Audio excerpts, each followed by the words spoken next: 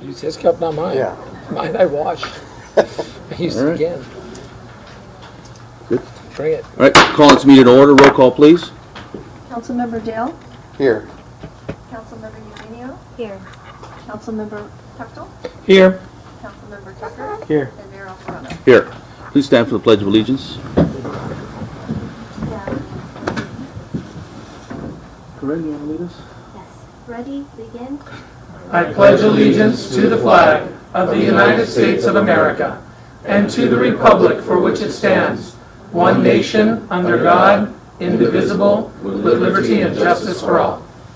Thank you.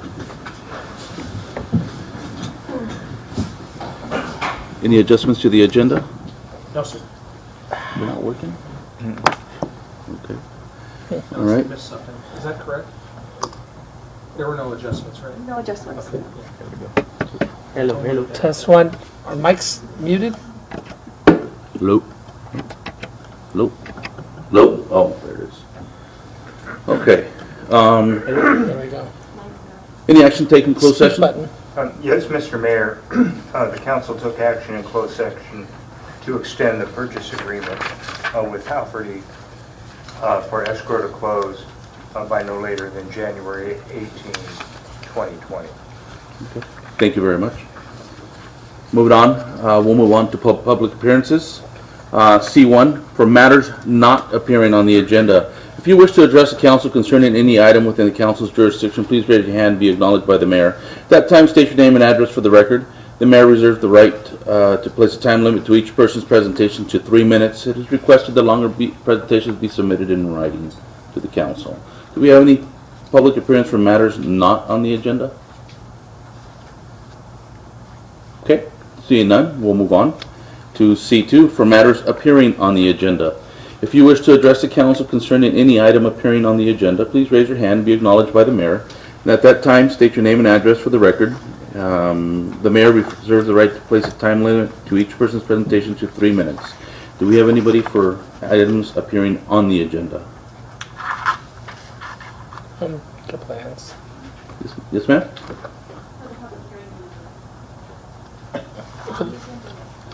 For the public hearing. We have the public hearing. You can actually come up during public hearing for that. too. Gentleman in the back. Sir in the back? For the rezoning? Okay, that'll be on the open for public hearing. Anyone else? Okay, seeing none, we'll move on to consent. Everybody got a chance to review the consent agenda? Looks fine, except I know there's some items to pull. Yeah, we got to pull some items. So we're going to put this one. That's you. Yeah. Okay. So make a motion with holding these. But you got to pull those. Yeah. Make a motion to approve pulling 88742 and 90077. Okay, got a motion to approve the consent agenda, pulling warrants 742 and 90077. No, you can't do it that way. Yeah. You have to pull, you need to pull all of these, and Pull then we all have to of them vote on them. So individually? let's go this way. I'll make a motion to pull items 89712 Pectel, 89724 Dale, 89744 Eugenio, 89766 Amperano, 89742 Tucker, 90077 Tucker. Okay. So I'm making a motion to pull those from the consent Got agenda. it. Got a motion? Second. Second, please vote. Okay, so vote on that.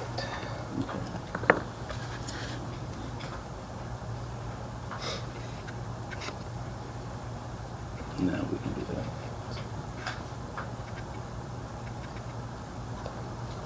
There we go. Continue, yes.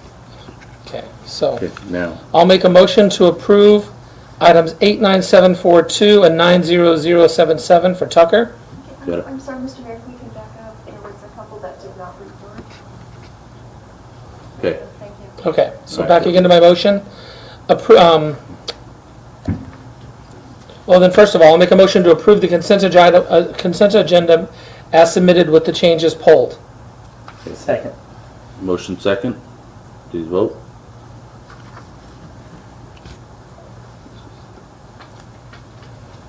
Okay, Okay, now, well, let's wait for everybody else to vote. Mine's not registered. Okay. Now I'll make a motion to approve warrant 89742 and 90077 for Tucker. Got a motion? I'll make a motion. Okay, we have a Do you second that? second. That's fine. Good. Please vote. Wherever you want to do it. And There it is. okay.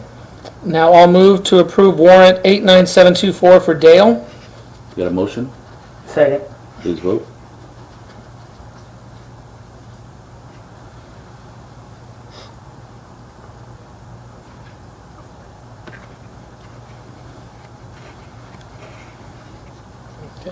I'll make a motion to approve 89744 Eugenio. Second.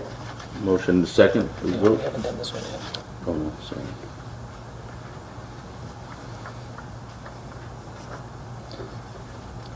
I'll make a motion to approve 89766 Amparano. Second. Motion second. Please vote. Okay, now have him make a motion on that one. Yeah. Make the motion on that one. 897. Oh, okay. I make a motion to approve to Pecto 89712. Got a motion? I'll second. Second, please vote.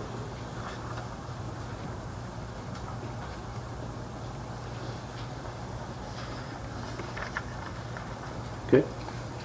With that, we're good on that one. Good. So, moving on. Public hearings. E1, public hearing discussion action, tentative track map for Morning Glory Trail Airport hangar lots. And so I'll open this at 1912. And Lisa will be presenting this.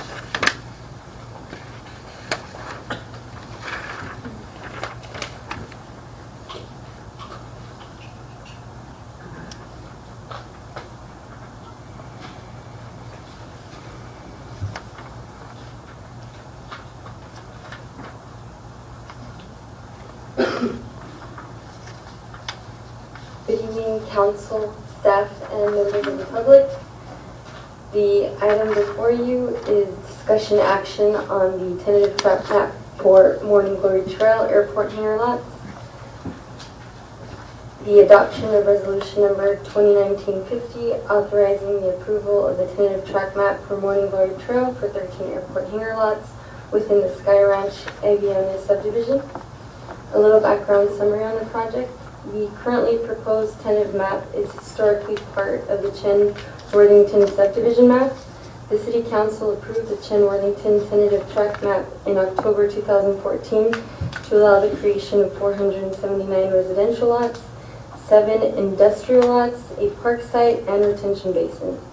Final maps were recorded for the entire area, and Macmillan Homes developed the area as Sky Ranch Aviona subdivision. The proposed project would allow for the subdivision of 9.15 acres of land located on the southwest side of the airport landing strip and northwest of Boyley Field Drive. The subdivision would create 13 lots total, ranging in sizes from approximately 0.72 acres, 0.66 acres, and one parcel of 1.9 acres. The development of these lots would allow for future use of airport hangars of the area. The land use and zoning designation for the parcel currently are I-1, General Industrial. It is intended as an area for modern industrial research and administrative facilities that can meet high performance and development standards and take advantage of the Imperial County Airport. The item was noticed to parcels within 300 feet as required per state law. The applicants are present if there are any questions. Per the Subdivision Map Act, the tentative map triggers a public hearing notice requirement. The use of the parcel can be used for airport hangars, whether or not if it's subdivided. A negative declaration is being recommended, and it's tearing off of an existing mitigated negative declaration that already exists for the entire subdivision from 2004. Are there any questions? A question comes to mind. I have a concern. We've experienced some degradation of the wall that would be on the the south side wall for this tract as it goes into development. It's a pre-existing wall that was put in by the developer that did the neighborhood to the south. We've noted that the materials used in the construction of that wall were substandard. We've had to replace a portion of the wall to the west already to considerable expense for the city. And we've already had damage and some of the walls torn down. So I don't see anything in the project's conditions of approval regarding their maintenance or upgrading or placement of any sort of fencing or wall along that south area. So it would imply to me they're anticipating utilizing that wall as their south wall. Since we know that wall is substandard, we know it's not up, it's falling in places already. What sort of arrangement can we reach with this developer to address that problem so we don't have to go through and replace all this in the future for them? Correct. That could always be formulated as a condition of approval. Although the applicant is here, it could be addressed now, or if you would like us to propose it after your directions are given for conditions of approval to be formulated, they can. It would be up to your direction if you want to approve it and impose it right now, or give the applicant a chance to review it and see if it's feasible for the project. I suppose the best thing there would be to hear from the applicant at this point. Then. Yes. That's fine.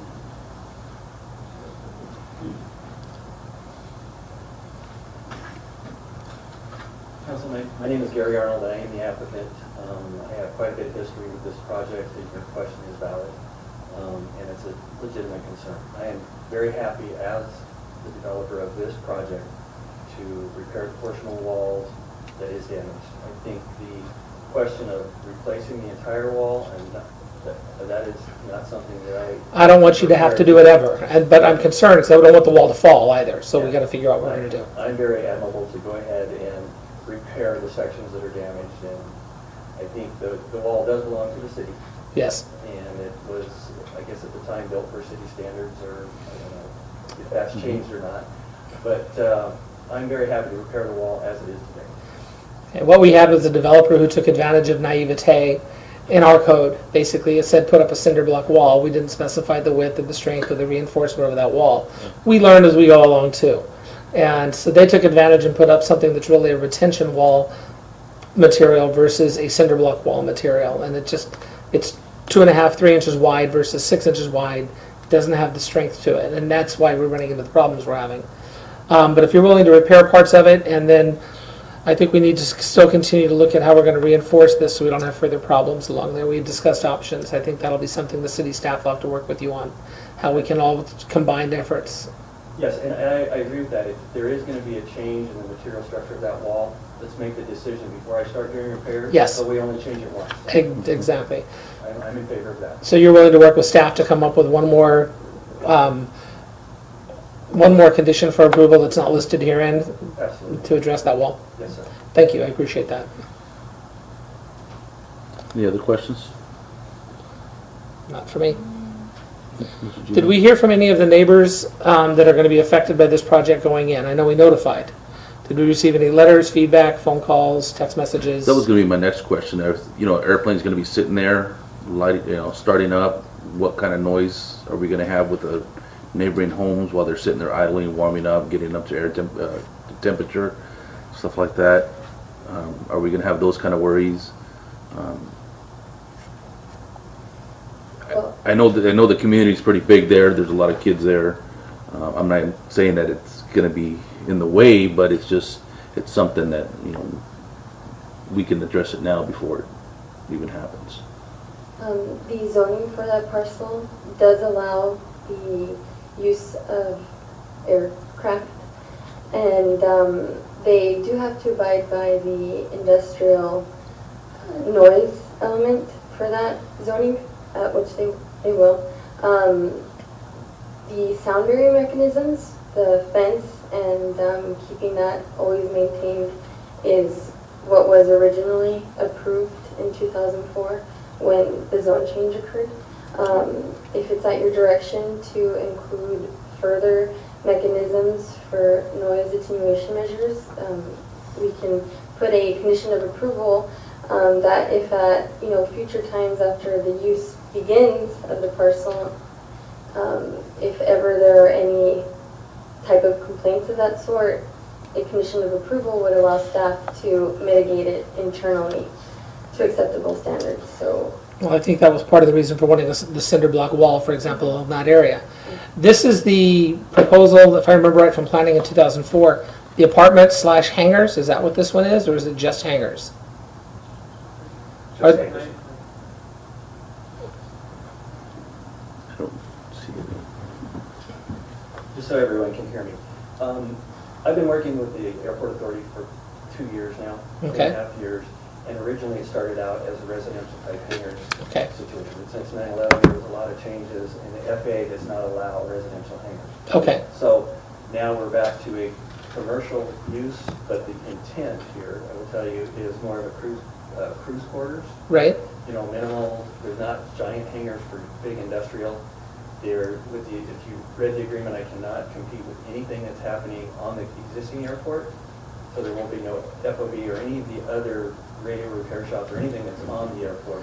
okay, So the intent, and I think the usage that you'll see, is more of a recreational use for these hangars.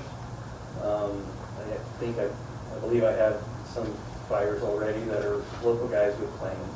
And I think if you start looking at the noise, the use of hangars becomes one of the, actually less noise. it's a way to mitigate the Versus noise. an industrial building or any warehouse or something like that. There's a continuation of noise with that type of use versus this, even though every now and then it might be a louder use, it's not continuous. Okay. So I think it'll be less. And one of the other things I would like to mention too, I know that when the neighbors purchased the homes in the area, they did get a disclosure that this was an industrial area. Right. And the airport might be a future use. Sure. Can I ask a question? What was your reasoning for not competing against any other business? The airport would not let us do that.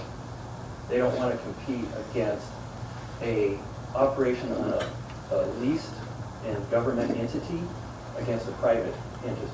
Because the lots that I'm proposing here are privately owned. So theoretically, it would compete against something that is a leased property for the county, and somebody might buy one of my lots and not lease the county's property. Well, it's capitalism. I don't get that. That's the airport's I land use think, well, commission. that's a bunch And I of garbage. appreciate that. Yeah, I mean, it is, to me, that's garbage, but Yeah, I appreciate anyway. that. Okay, Okay, thank you for answering the questions, Thank you. appreciate it. I have no further questions. I have no Mr. further. Dale? Oh, wait a second. If you could put businesses on that, we would get a tax to this city, wouldn't we? Yeah, I think we need to work on that.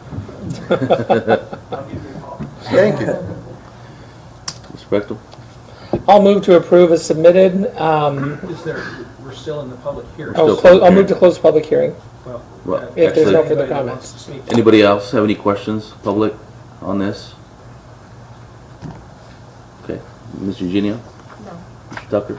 No. Okay, so I'll close public hearing at 19:24. And I think Mr. Pector was going to entertain a motion. I'll move to approve the tentative track map for Morning Glory Trail Airport hangar lots. Don't we need to Second. close? Yeah, I did.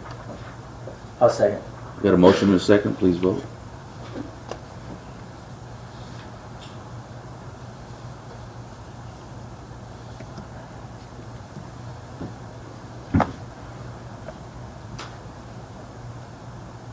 Okay, motion passed. Moving on, E2, discussion, public hearing, discussion, action, zone change and general plan amendment from R1, single-family residential, to RA residential apartment for the development of 80 multifamily residential apartment units known as the 12th through 15th Street Apartment Project on the following parcels. So I'll open this at 1925.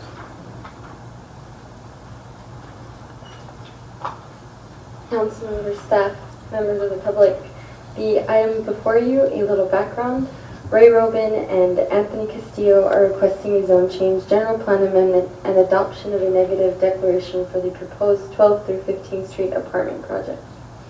The request entails that the zoning designation on the 8 parcels listed above from R1 Single Family Residential to RA Residential Apartment to allow for the development and proposed use of an 80 multifamily unit apartment complex. The proposed use and zone change is consistent with the current and proposed future surrounding land uses envisioned for that area and will help the City of Imperial move closer to compliance with the State of California's Regional Housing Needs Allocation Numbers as outlined within the City of Imperial's recently adopted and updated housing element. The item was noticed to parcels within 300 feet of all 8 parcels. More background from the Planning Commission, which they reviewed the item on August 14, 2019. During the public hearing, the following individuals participated in the public comment portion of the meeting regarding the 12th and 15th Street apartment project, proposed zone change, and general plan amendment. Raul De La Rosa, David Ram, Tony Smith, Ray Riddle, Canario Ayala, Ms. Valencia, Andy Copeland, Pam Bircher, Hector Flores, Gary Rowe, Tracy Riddle, Joe Gloria Ovando, Ayala, Roger Murphy, Sam Ross, Ron Espinosa, Mr. Robles, Karen Smith, Victoria Valencia. There were written objections that were received from Rick Gray and Tonya Bonillas, which are attached. Some of the concerns were traffic issues, increased noise, loss of quiet neighborhood. Individuals felt that there may be better areas suited for this type of project. Existing problems with apartment tenants. Some citizens were concerned to lose ability to access their rear yards from the alleyways.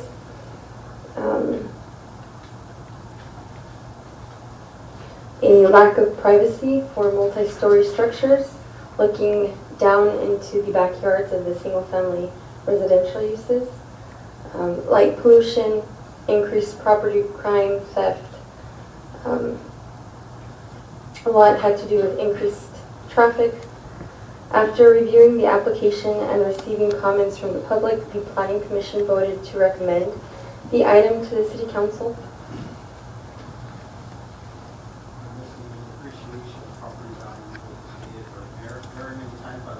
He's out of line.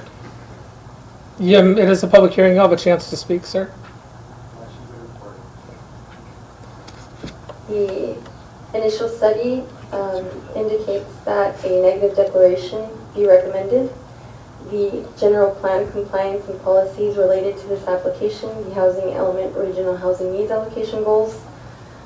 This would help the city get closer to them. Do I have any questions? Not at this time. So, anybody from the public like to speak? If you do, please step up to the podium. Okay. Any questions from the council? Oh, Stacy's coming. Sorry about that. Go ahead.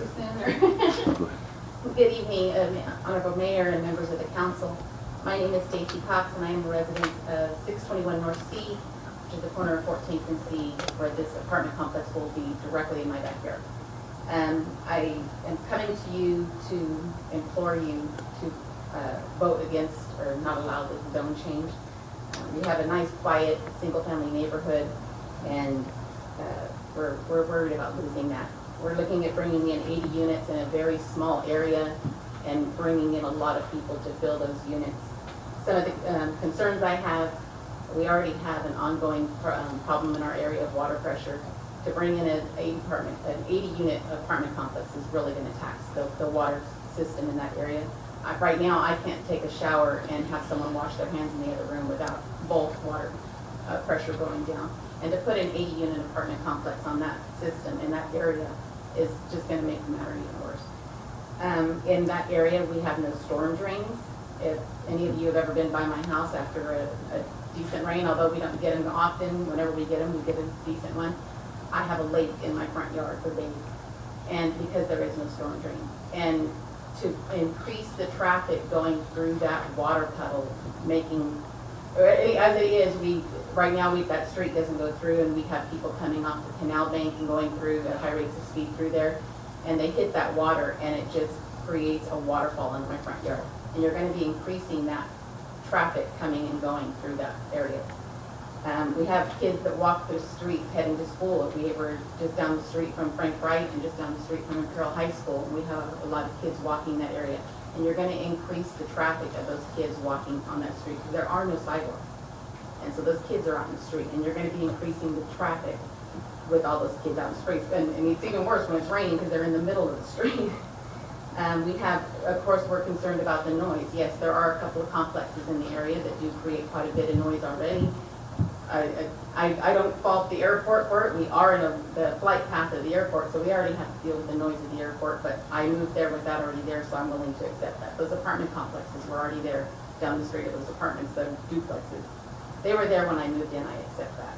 The high school was there making all that noise, I accept that. But now you're looking at bringing in 80 more units making noise right up against our property. And we're looking at increased traffic, increased people in the area, the increased noise from the complexes. And we have a lot of areas in Imperial. I understand the RENA numbers, the need to fulfill the RENA numbers. I work in economic development, I get that. But there's a lot of areas in Imperial that don't severely impact a single family homes as much as putting an 80-unit complex right in our backyard. I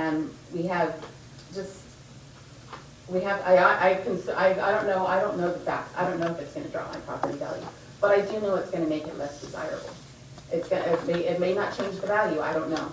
But I do know if I were looking to move into a single family home in a nice quiet neighborhood, I'm not going to want to buy a house with an 80-unit complex in my backyard. So I'm here as a citizen and asking you, please, I'm beseeching you. As at one point or another, I have voted for every single one of you. And I did it because I believe that you're going to fight for me. And you're going to represent me. And I firmly believe that in each and every one of you. And so I'm asking, when you're considering this, don't vote from that side of the podium. Vote from here. Vote like this was your house and in your backyard. They were going to put 80 houses taxing your water system. They were going to put 80 units back there making noise. They're going to be putting traffic for 80 units coming by right next to your house. And I'm asking you to vote with that in mind, because I don't think you'll be voting for it if you vote from that perspective. Thank you very much. Thank you. Stacy, if I could? Yeah. Have you taken a look at any of the proposals here to mitigate any of the things that you're discussing? Anything that came from the staff report? Have you seen that at all? No. Okay, because just so you know, among the things the staff is requiring is before any permit can be issued on this project, there would have to be a water study conducted by our departments to make sure we have water flow, number one, sufficient for the apartments, and then number two, the fire has a requirement also, because these units have to have integrated firefighting systems. And so there's going to be additional water flow that's going to have to be directed through. Then maybe it may require putting in a larger water lines or something along those lines. That's Jackie could maybe address some of that. But there are requirements there before any permit there. So on the water side of it and that sort of thing, that's definitely one of those that will be addressed. As far as the drainage goes, I think I can see your concern with that, and I don't know how bad the drainage is there. I can show you pictures. So I've I been believe there 30 you. years, I totally believe you. You know, I'm not going to question you about that one at all. You know, what we're faced with, just so you understand, you asked me to, you know, you said, think about it from the other side. And I live within a block of T.L. Wagner. When I moved onto my street, the school wasn't in operation yet. And, or it might have been, but the neighborhoods weren't developed, and the street behind me was empty. They put a 2-story behind my house. I have a 2-story, but they put a 2-story behind my house. So again, I understand the screening issues and looking over the back fence and all of those things that come into play with that. And I can tell you that T.L. Wagner and the traffic flow that I see is a nightmare. I totally understand that. But that's also part of having a neighborhood that's going to come along. I haven't looked at the map yet, and so I guess I need staff to explain to me what streets will be provided ingress and egress into a project like this if it did go in. Would they be crossing at 12th? Would they be entering on 12th? Would they be entering in off of LaBoucherie? Would they be entering in off of 15th? What would that look like? So we have an idea of what the flow would look like as well. As it is, I mean, like I said, that street doesn't go through it, it's already a thoroughfare. People don't, it's a four-way stop, thankfully the city some years back did put in a four-way stop. But it's, nobody obeys it, and it is. I have to drive, I've driven that route dropping my daughter off at the high school, and she's coming into the back classrooms. There by the bus drop-off. Traffic Yeah. coming through there, and now they're looking at, you know. That's what I'm asking, is what would their ingress and egress points be? So do we have anything there from the developer that we might be able to consider with that? Thank you, Stacy.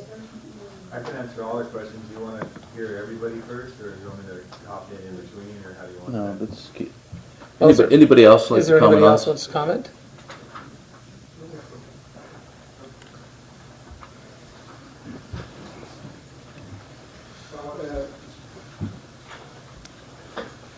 We have to start this.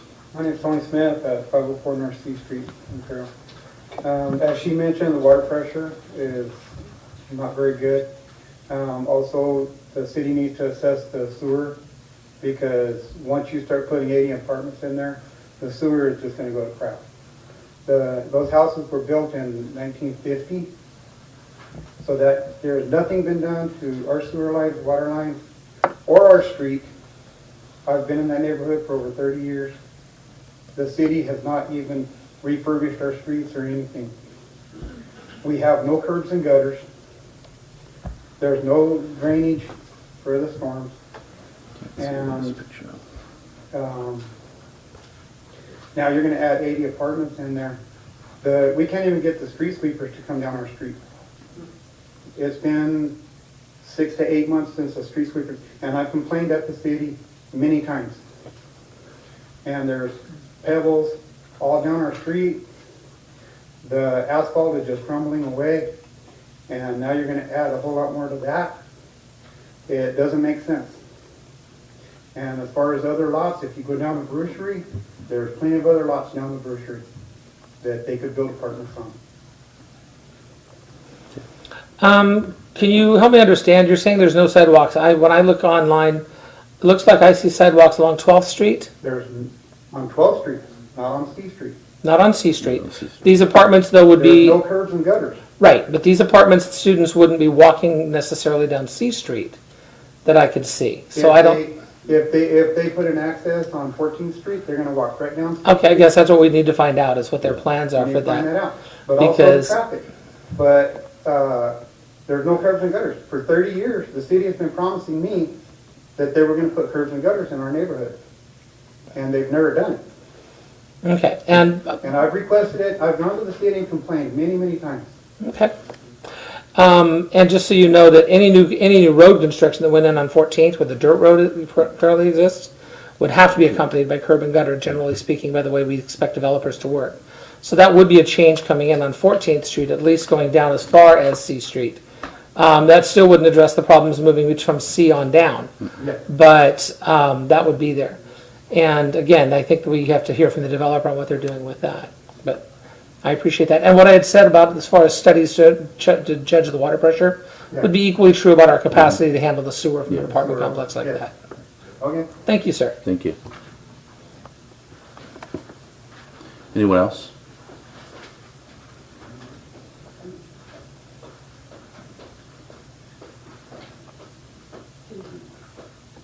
My name is Maria Nero. They have me as Mr. Maria Robes Nero. They have me as Mr.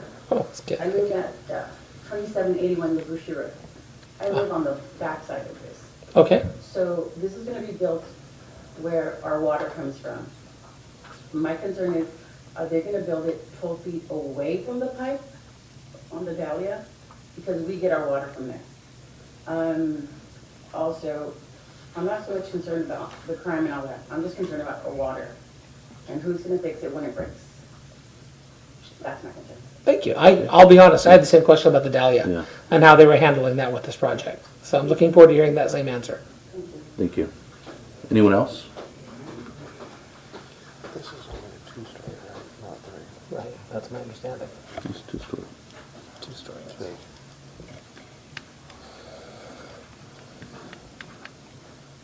My name is David Brown.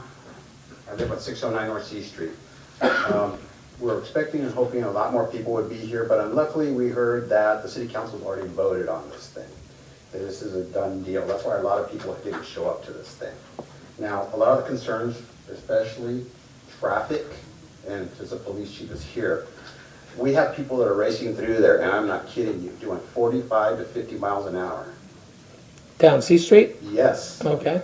There was one day where there was 5 cars together, right? One was doing 25 miles an hour, the regular speed limit. The other 4 cars behind him was doing the same thing because he was going slow. This black pickup truck goes flying around them. Now, luckily, the neighbor didn't have her car there because when he swerved in front of her, she had to go where that car would have been. Since Mr. Police Chief Barra? Yes. Since he's here, I've only seen a police car drive through 3 times, maybe in a month during the times that this has happened. Okay. It's very dangerous. 40 to 50 miles an hour these guys are doing. A lot of people are doing at least 35. When this apartment complex comes in, you're going to have a bunch of kids walking through those streets. If the sidewalks aren't done, they're going to be walking, going to the junior high, right in front of these people. I've almost been hit, I don't know how many times. I go out there and I scream and yell at people to slow down, please. And you know how many times I've almost gotten into fights because people, they'll slam their brakes on and come back at me and come over here and threaten me to fight me just because I told them to slow down, please. This happens every day. Right now, luckily about 40% of the traffic is going over the Dahlia to 14th Street. So we don't have as much regular traffic as we've had going down C Street. A lot of them are coming down 14th Street now. When this project happens, that's going to cut them out and they're going to come down C Street again, racing through doing 50 miles an hour. And every year it's not everybody because some of their kids go to high school. Okay? So when their kids go to high school, they're not passing through our area. I'm just afraid some kid's going to get hit and killed. And when they do, hopefully there's going to be a lawsuit for somebody. Because this was already been warned to you guys that this is going to happen. It's going to happen unless something is controlled. Now the other thing is the flooding issue. When this gets built, all that water that used to come into the canal and soak is going to come towards us. There isn't anywhere for it to go. Stacy has 20 feet of water until it crosses over the street and actually goes over to the other side of the street and then actually drains off that way. That doesn't account for all the water that's going to be coming from this complex. Because there's going to be a hell of a lot of water coming through. You haven't lived there. I've lived there 50 years. And I've seen all the changes. That area used to be really beautiful and really quiet, and it's been getting worse and worse and worse. This is going to make it really worse. I mean, I'm planning on trying to move the hell out of here because of this project. And I've lived most of my adult life here. You understand? We don't want it. There's lots of areas for it to go. The redevelopment agency out there, they could build their apartments to their heart's content out there. Nobody's doing anything out there. The buildings are falling apart. Some kid's gonna go out there screwing around in those buildings, in those houses, the wall's gonna fall on them and kill them. Somebody's gonna get sued. I don't know if you've been out there and seen that place. Half the houses that were being built there are falling down. I'm not a real good speaker, but this is the main concern. We also have concerns about drugs. We also have, well, she said the concerns. One of our main concerns for everybody was our property values going down. Everybody I talked to, my friends have told me, you know what, you need to sell your house and get the hell out of there. Because your property values are going to go down the sink. Now, the spokesman for them told us the other day that our property values are going to go up because of this project. So I would like to know how is that going to happen? Because that's what he stated the other day. And that's all I have to say. Thank you. Thank you. Thank you.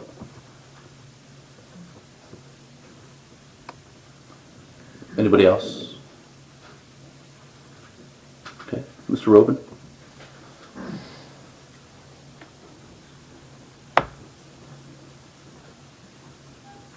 So I know you heard some of the concerns, maybe you can help us address some of those. Yes. Mr. Peckel, I think you were asking about ingress and egress. Right. At this point in time, we're looking at all options. There's not an actual building design. This is just a simple rezone to eventually design a building to be built there per all city standards and codes, and test all water, test all sewer. What we're planning to do, keeping in mind that I grew up at 2763 The Bruchery, which is directly in front of this. Like, you know, when I was there, the Dahlia was above ground. So I understand the area. My family's done business in the Imperial Valley, in the city of Imperial, for a very long time. I'm pretty sure we've built the majority of all the dugouts at the Little League fields, the dugouts at the high school fields.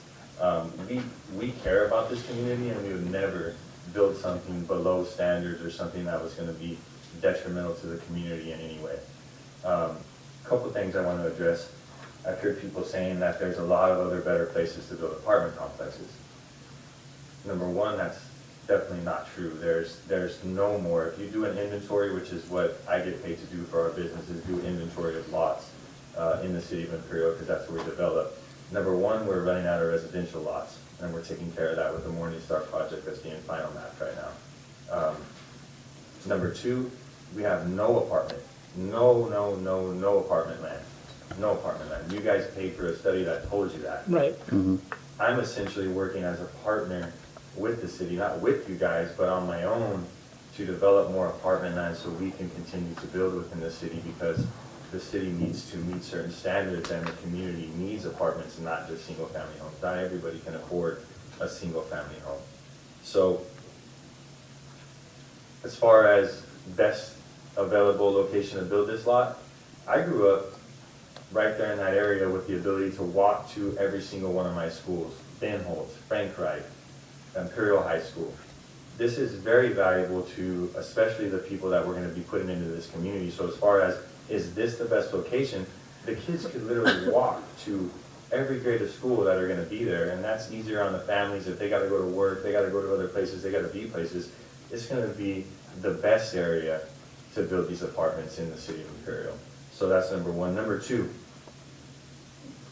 if this would bring down the value of the houses, why are we rezoning 16 acres in the middle of our entire new residential community for apartments if it was going to bring down the value?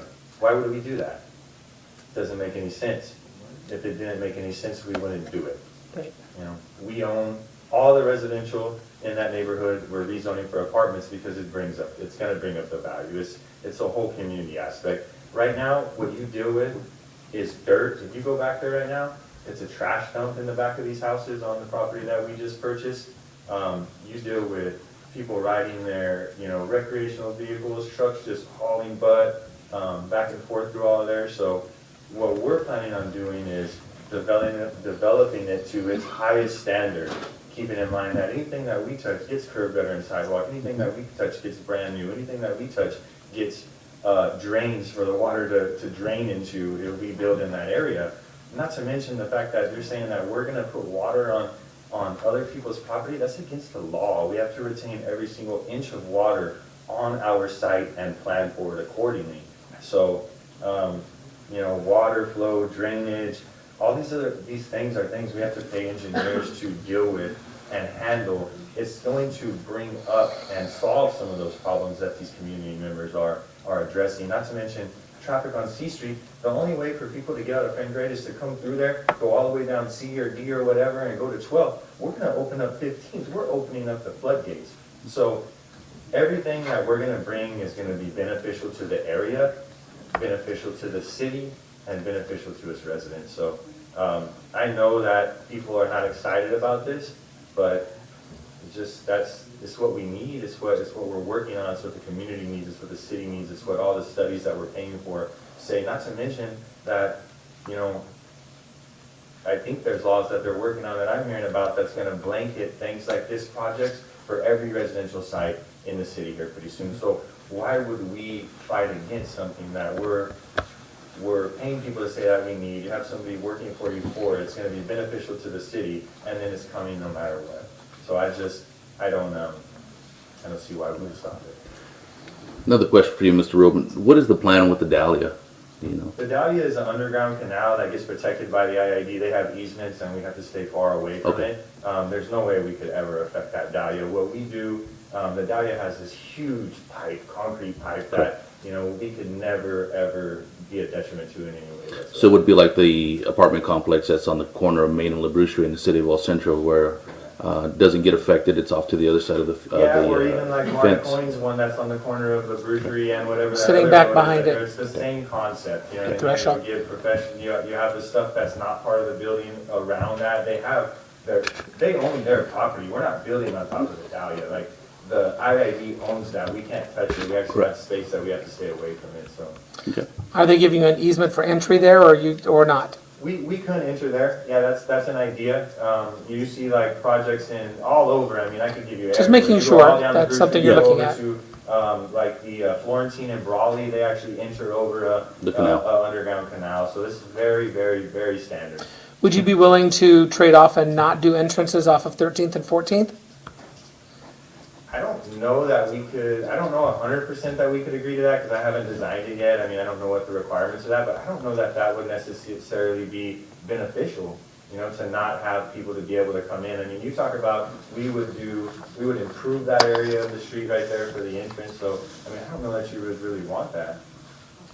I don't know, but I think it would make the C Street residents a little bit more comfortable because it would reduce the traffic coming across C Street through that area. If you had entrances off of 15th and 12th and off of LaBrucherie, that would give you 3 ingress-egress points. That's why I asked about that earlier. And then maybe trade off and not put in It's a off of possibility. 13th and 14th. It's a possibility.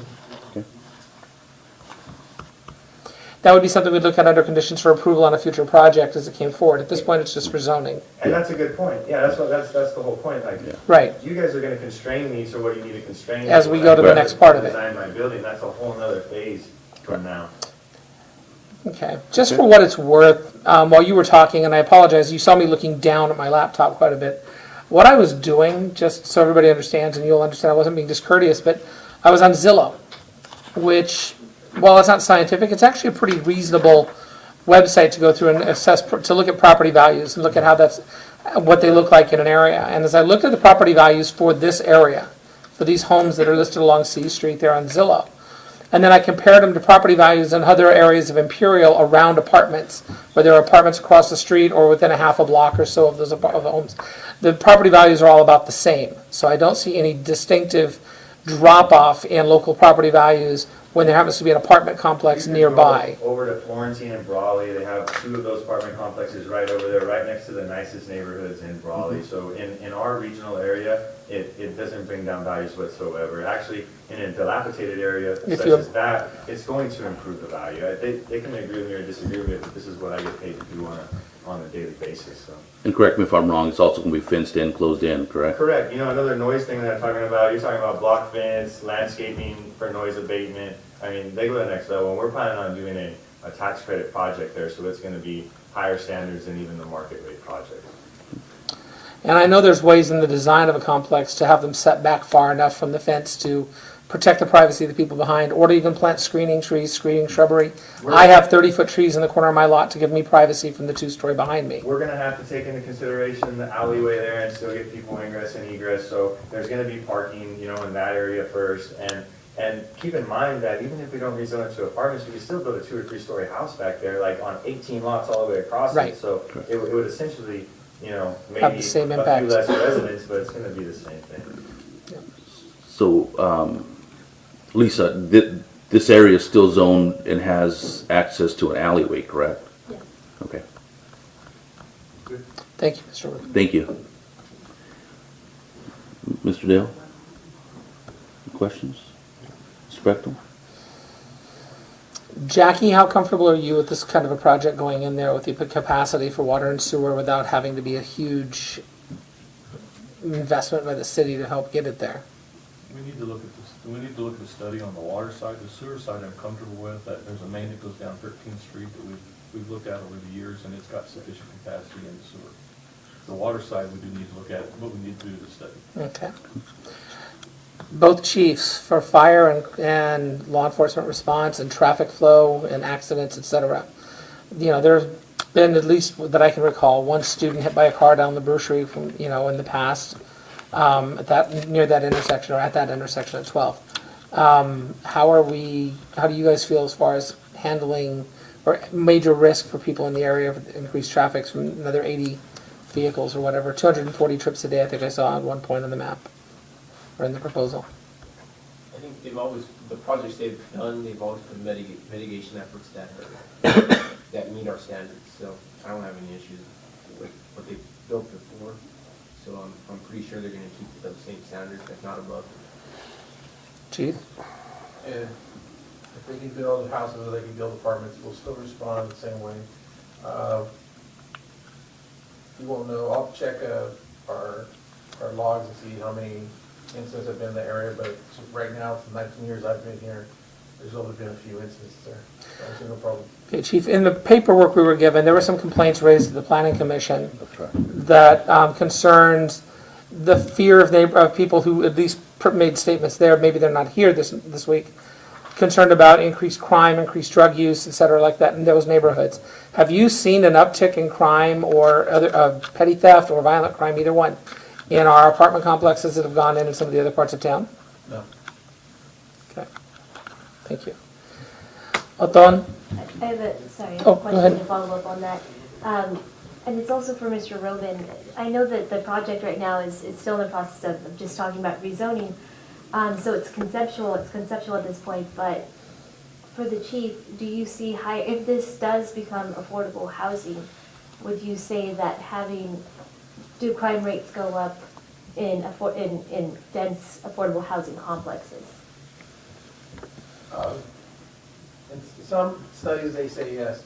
And for me, like based on my training experience and being in Imperial, no, because Imperial is a different city compared to other cities. The police department, other departments, they get involved in the city, they get involved in the community. So I don't believe it's going to be an increase in crime, no. Mr. Tucker? No, I'm just going by other apartment complexes. I go by them 20, 30 times a day. And there's not a lot of kids, and they well-behaved, low-income, affordable housing. They keep them up nice. I'm talking about over in the park by my house. But I go by them every day, and they're beautiful, kept up. And people aren't rowdy, and so I have nothing negative to say about apartment complexes. Can I interject? Yeah, go ahead, Mr. Dell.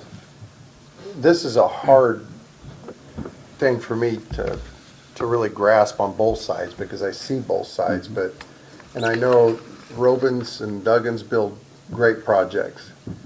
I just have a hard time grasping an apartment complex in that area. It's just, for me, it's narrow. To me, I would rather, it's just me, if I lived in those homes, I would rather have a 2-story house than I would an apartment complex. That's just me. And I have a hard time with that in that area.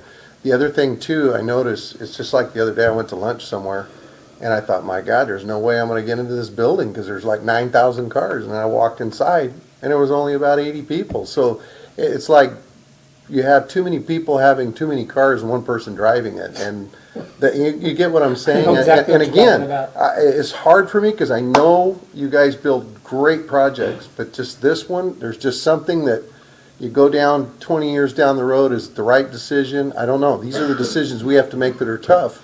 But me personally, I'm not for this.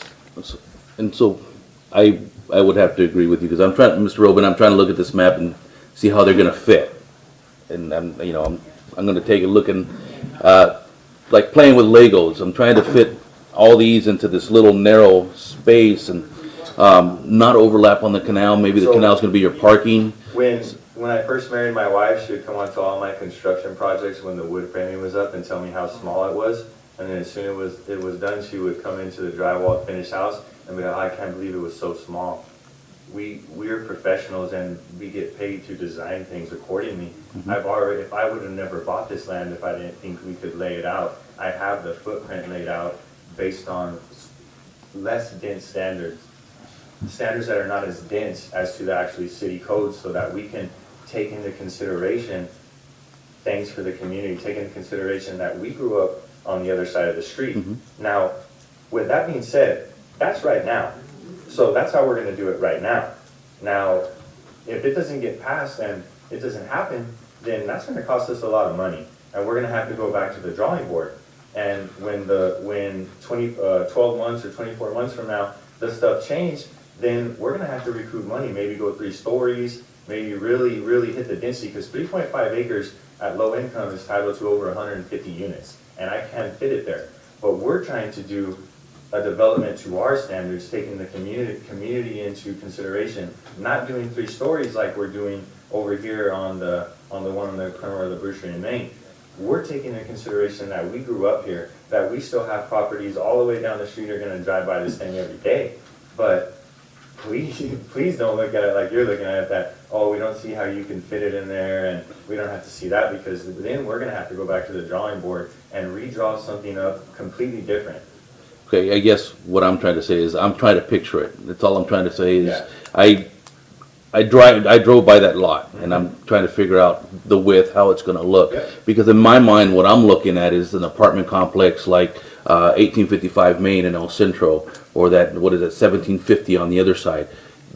The sizes of those is kind of where I'm trying to look at that footprint and what it's gonna look like. So, don't get the wrong idea that I'm not saying it's not gonna fit, it's just, I'm trying to picture it in my mind, because all I get is a map with a line. I just kind of expressed more that you would actually be doing everybody in here an injustice by not passing this right now, because we'd have to go to some higher standards down the way, and that's what the state's pushing for. The state's pushing for it no matter what. It's coming no matter what. It's a matter of, do we do it to our standards and really take the community into it, or do we get banged around and held to the gun, and then we have to do it, sell it to the New York guys that we sold the other one to, let the New York guys come in and not care about that area right there and build it to the standards that they want to build it. That's really what deciding here. Do we sell this to somebody else when that time comes, or do we develop it to the local standards with us trying to take care of it and really care? Well, what I would also point out is right now, all we're being asked to consider is allowing the zoning. That's right. Yeah. Nothing So to that he do can with go through layout or with, anything like that. so that he could go through with the plan. If we see the plan and we go, no, this doesn't work, Then we can come back and say then that. that's part of, the planning process. Yeah. And, we have the right to go in at that time and say, you know what, let's look at this and make changes there. That's Make- exactly I right. agree. Put in requirements to protect people's rights there. So the zoning just allows it to go forward to that next level with a little more control. True. I don't disagree with the need for housing. I disagree with the location of that specific housing. I ran for this position because I wanted to be someone that represented constituents, people, residents of this valley. And I think about if I lived across the street, would I want, how many, 40, is it 40 or 80? Right now it's 80. By the zoning code, we could put up to 150. So if I lived across the street from there, would I want that 80 units going across the street from me? And I genuinely wouldn't. And it's really hard. Also as a parent, it's right next to the high school. We don't know. There's so many unknowns. And when you talk about children and you talk about residents, it just seems scary. And I do agree with you that we do need this kind of housing. I just don't know that that's the place for that kind of housing. But the place for the low-income people needs to be where literally how their applications get scored if you go to the state level is closest proximity to the school, closest proximity to the bus station, closest proximity to the amenities. There's no other area that's better. It's been studied that that's the best Yeah, we're gonna get nailed area if we by don't far. Because the low-income people, they don't have money to their And they've parents gotta to be drive within walking into all these distance of places and do schools, all et this cetera. stuff. That proximity to downtown Imperial, to the groceries, to the school, to everything, makes it by far the best location for that. And it's actually gonna help the constituents of the community by allowing them to have units that they can afford in an area that they can actually, use. No. Because our apartments that we put out there in the middle of nowhere, they can be low income. They're not near any stores, they're not next to any bus stops, they're not next to anything. This is the only usable lot that we have in the city of Imperial that can meet the low income needs that your guys' study that you paid for has told you that you need. There's no other lots, and I'm the only one rezoning right now. Can I say something on that? Right on the corner. Yeah, give me a real quick second, Mr. Smith. Let me finish with Mr. Robin, and then we'll call you. I'll call you back up. So, any other questions for Mr. Robin? Nothing. Okay. Mr. Robin, anything? No more from Mr. Robin at this time. Okay. Thank you, Mr. Robin. All right, Mr. Smith, you're up.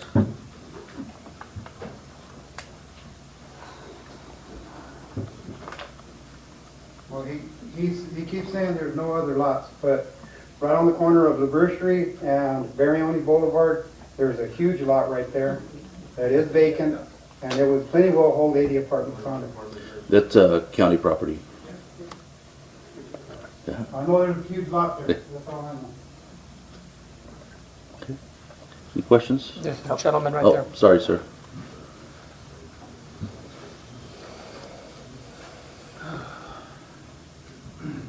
We have a problem. My name is Hector Flores. I live on 604 North C Street. I agree with my people who live around me about these apartments. First of all, this contractor, we'll call him, it's illegal to put any type of building which you have enough access roadway for the people who live on the area and for commercial lots, whatever he runs the buildings. He won't have enough area in the back of that alleyway for the people who live across the street, across from him, and to the back. It's not legal. And you know that. City officials know that. It's not legal because there's not enough area for the traffic. The other thing is, the infrastructure is no good. Everybody keeps complaining about people coming around not obeying the stops, going 40, 50 miles an hour. I see this all the time. I see poor David out there yelling and screaming his head off with people driving by there like crazy. Another thing is the electrical system or the main grid. You have to put it underground. If he wants to build those apartments there or wherever he wants to build there, he has to bring that whole grid underground because everything is sitting inside his general area. If he does that, everybody's going to be hitting poles with trying to get in and out of that area. He has to put it underground. There's no way to go around those poles. But people driving in and out of a piece of this called parking lots or parking areas, they're going to be hitting the poles because some of the poles are actually inside his property. And I just see it as a nightmare. I'm agreeing with Council Lady. It's going to be a nightmare. There's going to be a lot of traffic. There's going to be a lot of crime. There's going to be a lot of people complaining, all kinds of different complaints to the city. And even if somebody gets sued, and it's going to be the city. I see this coming, and it's going to happen. You said one thing there that disturbed me. Why do you suggest there's going to be a lot of crime? Because we see it. We see it. People, we have people who actually work in the back. He comes around and tells me that every time he goes out to the backyard, he leaves something in the back. Somebody goes in and steals it. I don't know if he has reported to the police department or not, but I see people on bikes, which I have not seen in the past 20 years I've been living there. I see these kids or older adults riding their bikes going back and forth. And every time I see people complain that they get things stolen from the backyard. So the exposed backyards that open out into a big vacant area are where you're seeing theft, and you think that putting housing back there will actually increase that problem? Oh yes, it's going to happen. It's going to happen because it's happening now.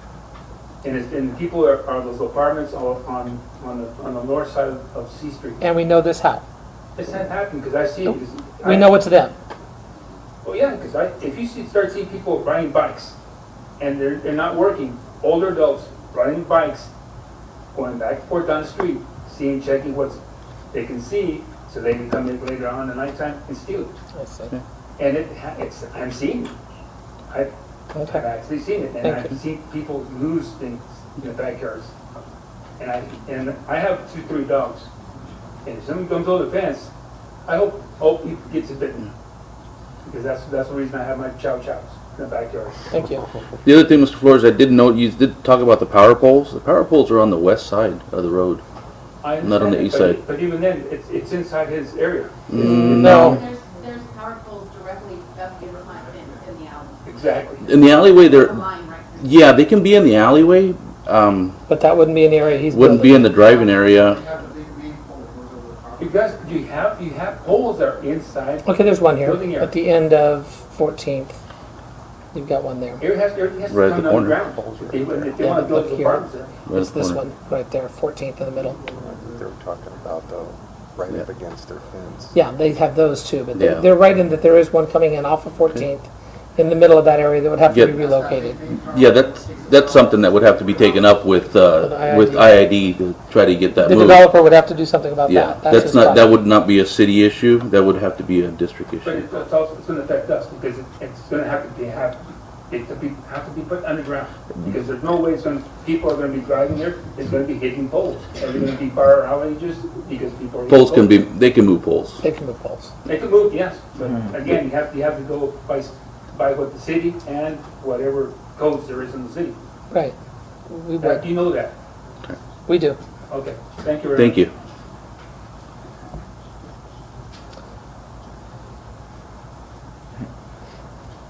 Yes, sir. Good evening. I'm Russell Rubin. I'm responsible for rain, sorry. I want to bring this conversation back to the reality of the situation we're in today in Imperial. Othon could probably answer this question better than anybody, but the state of California is basically going to change the CEQA requirements for apartments and residential properties. Am I not correct? Yes. Are they not going to basically eliminate the requirement to go before CEQA and we could build whatever we want for affordable housing? So we're here with you today offering to do it in a way that meets with the community as best we can. Right. If we don't, we're going to do whatever it passes, we're going to do whatever the hell we want. Right.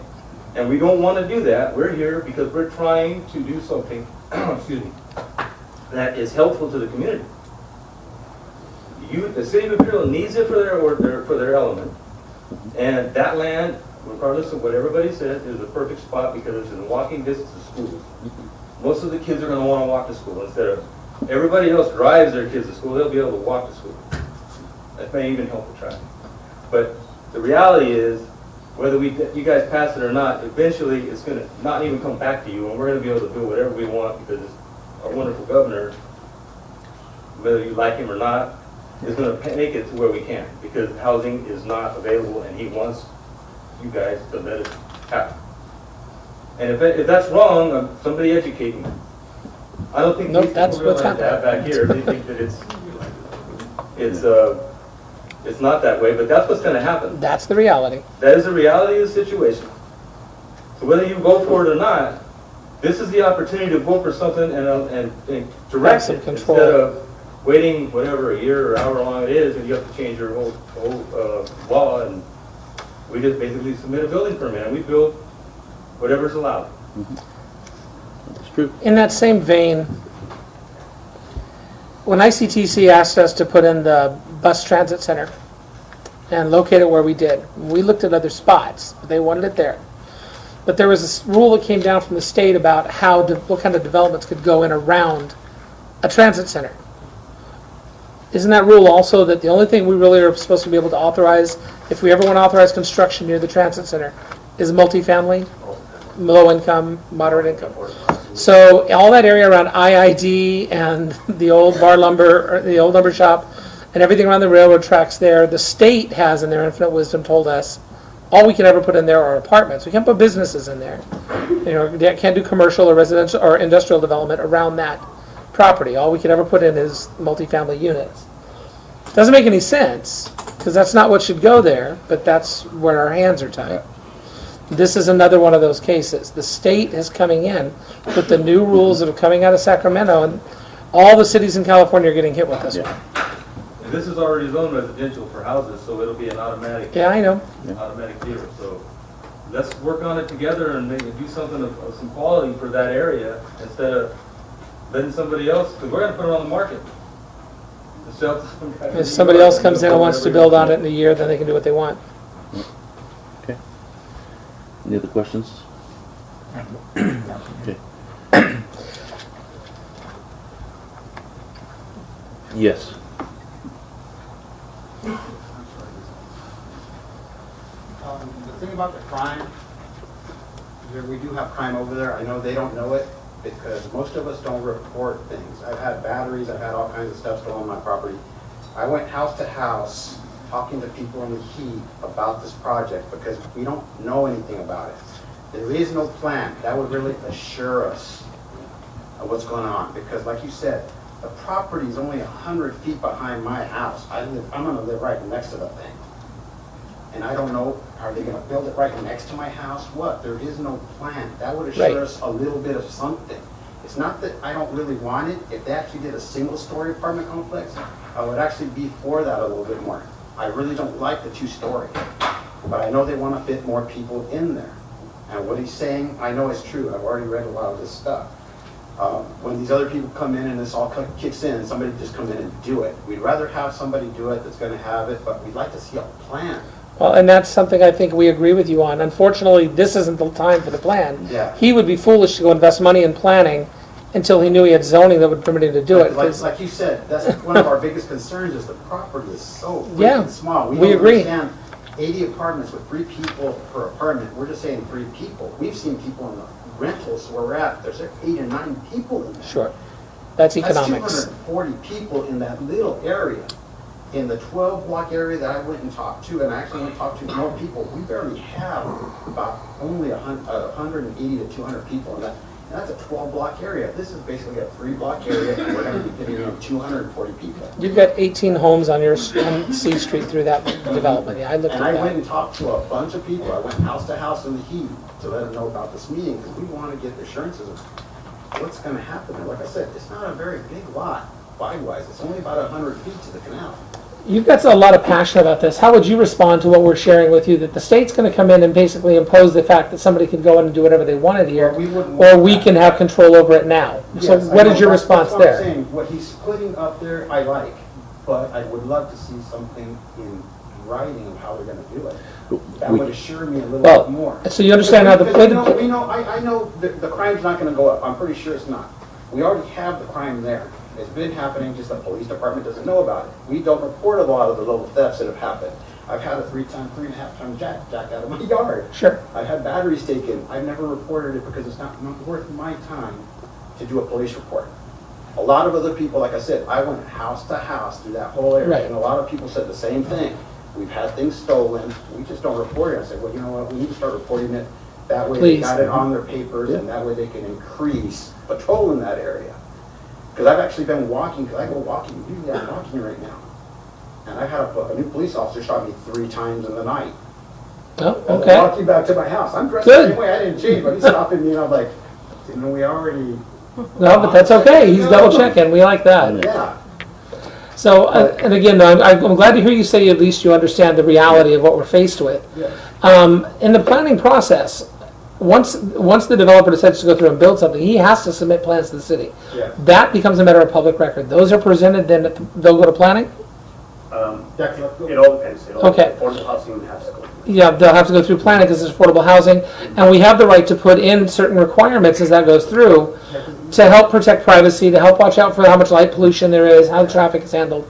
So that's all part of the next phase of this if he decides to go that direction. Yes, I know some If we people- wait a year, that's not necessarily going to be the case. I know, but that's what I'm saying, like, some people are really concerned about the drugs. Right now, if you guys don't know it, we have a pretty big drug culture here. Oh, we know. We're working on it. Because I coach in Kennedy, and I've had some of my kids come over here to school, and guess what? They got mixed up with the wrong people. Yeah. And everything I heard about them over there, they were really good kids. But then they came here, and, you know, it happened. And then I've heard from other people, because right now I'm not involved that much in the school. I used to be really involved. I've coached here at the high school, I coached at the junior high. Okay. I've been here coaching and umping and doing things here since 19... Yeah, we're worried about that as well, trust me, and so is the school district. We're all looking at that. Thank you, Bill. Right now, we're Stuff like that, but everybody's worried about it, thinking that because of apartment complex comes in, the drug, I know there's nothing they can do about it. You can't look at, hey man, that guy looks like a drug addict. Right. And he's in- And we don't assume that poor people all use drugs. Yeah. That's not real. And so right now with this, what we're trying to do is just rezone. Yeah. He might not be able to put apartments. He might do houses. So we don't know. That's So I what- think right now what we need to do is Yeah, work on what we have and Yeah. see what he brings up, and then we'll hit that next phase and then Yeah. move forward on We'd that love to one. be able, see, because the first years of my life, that's one of the reasons we actually moved out.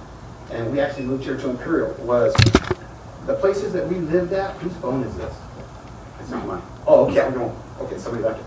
The reason we left other places, because we rented the first 7 years of my life. And the reason we left those areas was because the apartment complexes, there was a lot of crime in the places where we lived. We moved to El Centro, and there was a little complex there, and we got robbed by some people from that complex. So- Time. So we And then we moved here to Imperial. We've been very, very happy here in Imperial. The crime, and back then there was only like 4,000 houses or so. So right now we have a lot of houses, but we understand, luckily we haven't had. the So big let's crime. move forward with this one right now. Yeah. Let's move forward and get this one going. Yeah. So we can It's- see what the next phase is. So I appreciate your passion behind it, but we need to Yeah, move like this I one said, forward. If they could come up with a plan that we can actually see, that would make me a lot. Is there anybody new? Thank you. Thank you very much.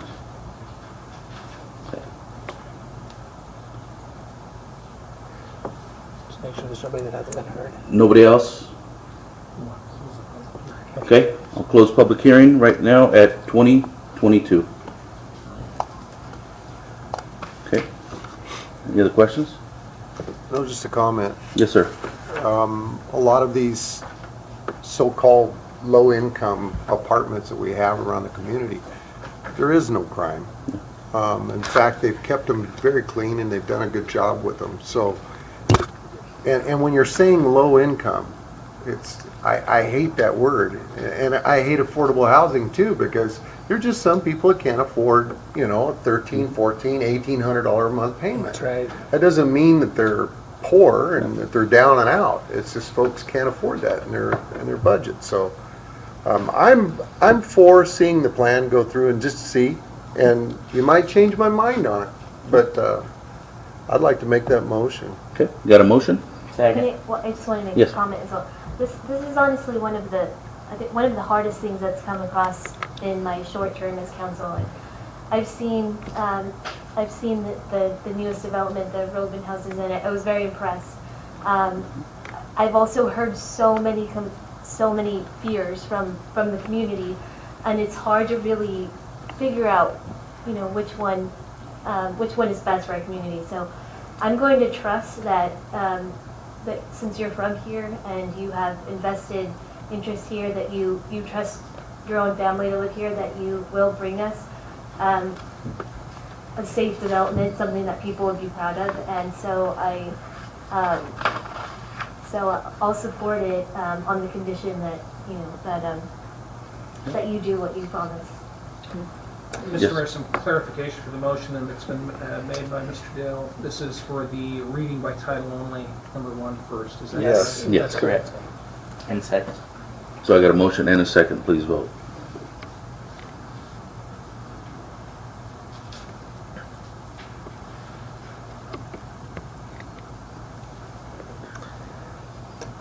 And then I'll make a motion to Motion approve the resolution 2019-51, the negative declaration for the 12th and 15th Street project. Okay, got a motion?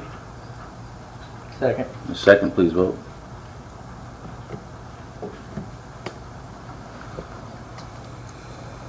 Motion passed. Okay. Okay, moving on to action items. F1, discussion action resolution to support local emergency declaration for the Salton Sea. And let's see, is Rebecca here? Nope. So Alexis has got this. Alexis, you got this?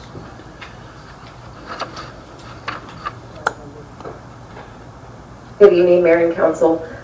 Before you have a resolution to support the local emergency declaration at the Salton Sea. On October 22nd, 2019, the County of Imperial Board of Supervisors proclaimed this emergency declaration. This action is due to the extreme conditions concerning the safety of persons and property in the area. Here tonight is their public information officer, Lindsay Dale, to answer specific questions with regards to how this came about and what the next steps are moving forward.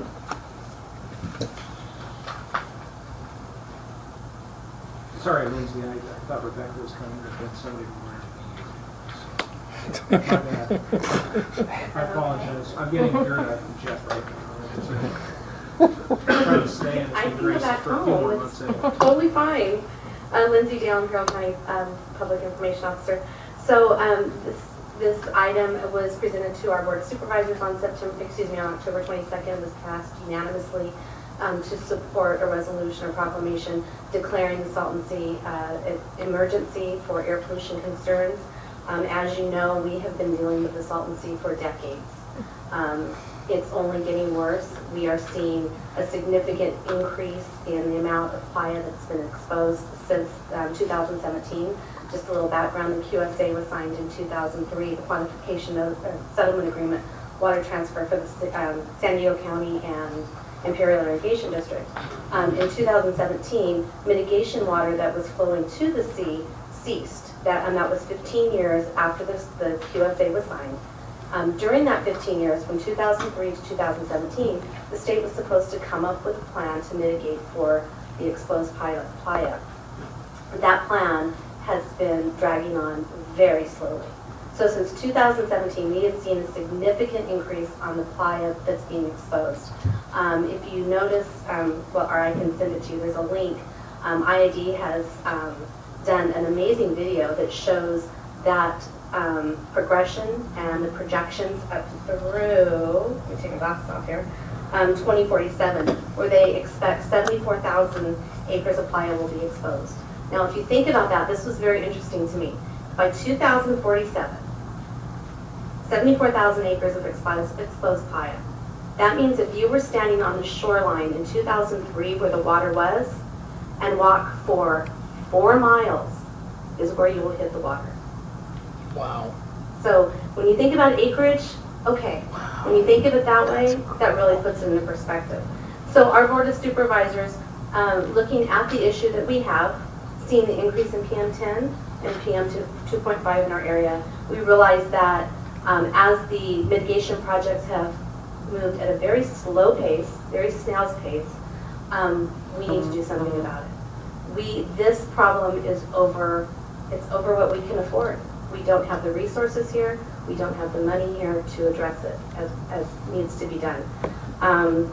The California Natural Resources Agency a couple of months ago did a presentation, and they reported since 2003 there has been $653 million allocated and appropriated for the Salton Sea mitigation since 2003.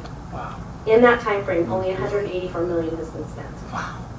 So we are, our Board of Supervisors is fed up. $500 million. We need some action, and I think the Imperial County is fed up. We need some action. We are looking to your support and other cities around the area to help support this cause. We have sent a package to the governor asking for him to declare a state emergency as well, and we are seeking your support in this. Anybody have any Set questions? fire to the lake before the... No questions, it's just, Nope. it's a no-brainer. Yep. So Absolutely. moved. We need to take care of it. Second. Got a motion second, please vote. Yep. Please thank the supervisors for taking the action. And we'll back them 100%. Thank you very much. Thank you. Appreciate it. Moving on to F2. Discuss. Okay. All right, motion passed 5-0. Moving on to F2. Discussion action, construction management of the wastewater treatment plant upgrade project. Jackie's going to do this, but we do have Brian in the audience as well, who's traveled the long distance to be here with us. Associates, so if you would please think of a question or two for us, so it feels like it was worth the trip. How was the drive? That was a question, right? Just like always. Just like always.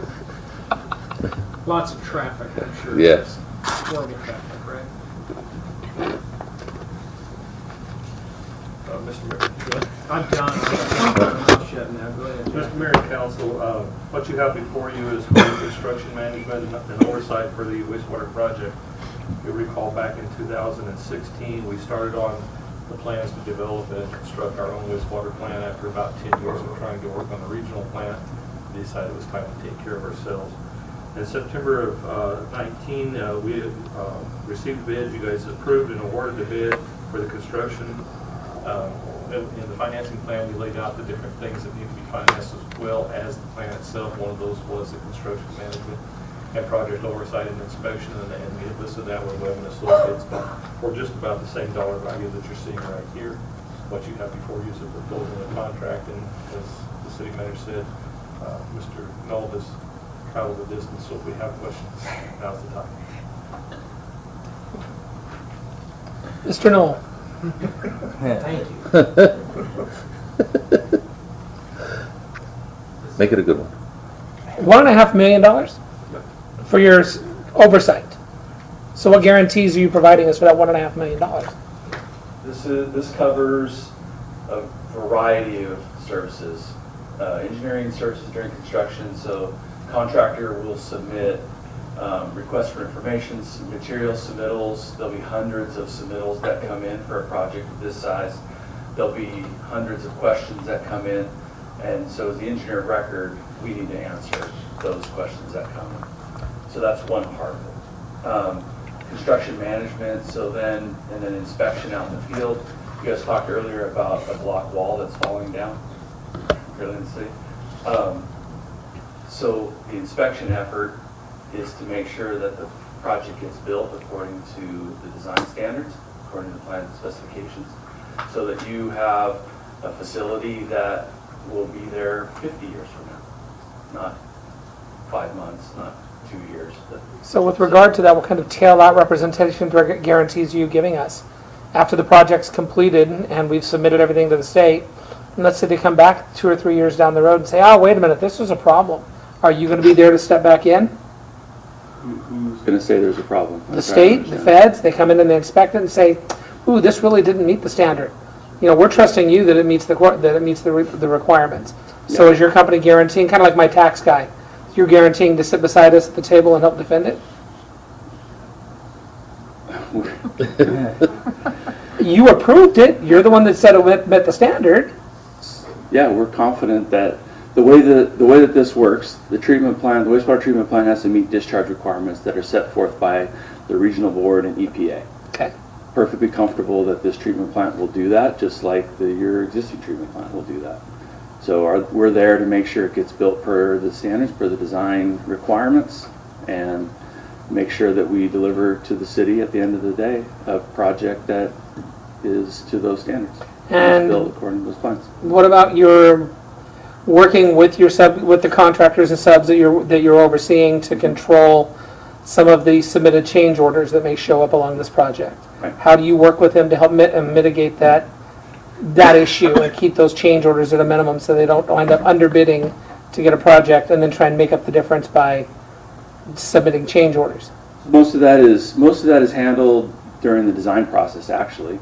The better our design plans are, so that when the contractors bid, the better our contract documents are, then the less likely there are to be change orders. I think we have a pretty good track record of change orders on projects similar to this. It's fairly low. We're usually in the 1-2% range Okay. of contract of this magnitude, and so that's fair. We're confident that we've got that going for us. But those are really mostly handled during the design phase. If we put out bad plans, then there'll be more change orders. Don't take it personal. They said to ask you questions. No, it's fine. I'm known I'm for happy this. I'm happy to answer your questions. But in construction, I'm doing my job. during construction, we would evaluate every request for a change based on what do the bid documents and contract documents say.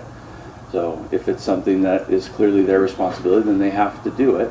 If it's something on a project like this, the most common change orders are for unforeseen conditions. So there might be something that was built previously that no one knew about, wasn't on record drawings, and they come across it and we have to remove it, we have to go around it, things like that. Yeah. So it's unforeseen conditions are the most likely change orders in a situation like this. We tried to pick up everything that we could from past construction projects, but there's always bound to be things that aren't quite exactly the way we thought they were, but we do our best to try to make sure we mitigate those in the design. And your headquarter offices are located where? We're in Riverside. So how do you provide the oversight here locally? Do you house somebody here through the duration of the project, or do you come back and forth? So it's a little bit of back and forth, but we also have a long working relationship with the Holt Group, who are in El Centro, and they are primarily our boots on the ground. So they're somebody local, so we're not traveling back and forth every day. Okay. We do have a construction manager who will be here a few times a month, checking in, making sure things are going well. There's a lot of the work that can get done anywhere, reviewing submittals Sure. and things like that. But for actual boots on the ground, that's our plan. We've done that with several projects for the city of Imperial. When we built the Calipatria water treatment plant, we did that same way. We built the Heber wastewater treatment plant, same way. So we've got a team that's worked together on numerous projects here in the Imperial Valley and been successful. So. Thank you. I have no further questions. Anybody else? No. Mr. Dale? No. Okay. Is that okay? Yeah, thank you. You're welcome. Hey, you didn't say that to be easy questions. You know, Happy to answer. the first one stumped you, don't lie. Okay. I'm entertain a motion. I'll move to approve. Got a motion? Second. Please vote. See, my question was easier. How was your drive? Okay, motion passed. Moving on to F3, discussion action, Benchmark Mortgage, 4th annual Jingle and Mingle event. Priscilla's going to present this, and we do have representatives from Benchmark here, so if you've got some questions for them, Okay. I'm sure they'll be happy to answer those. Good evening, Mr. Mayor, members of the council. Benchmark Mortgage is Move the mic so you can be heard. Thank you. Okay. Benchmark Mortgage has requested to host its 4th annual Jingle and Mingle event at Victoria Park on Thursday, December 12th from 5:30 to 8:30 p.m. as a fundraiser for the Humane Society. In addition, they have requested approval of the sales and consumption of alcoholic beverages during the event at the park, which will be sold by the Calexico Chamber of Commerce. It is the department's recommendation to approve Benchmark Mortgage to host its 4th annual Jingle and Mingle event at the Victoria Park on December 12th from 5:30 to 8:30 and authorize the sales and consumption of alcoholic beverages during the event upon proof of the required permits and licenses such as ABC license and the temporary facility permit from the health department. Okay. Anybody have any questions? I'd like to hear from the Benchmark crew. Now we have a lot of questions.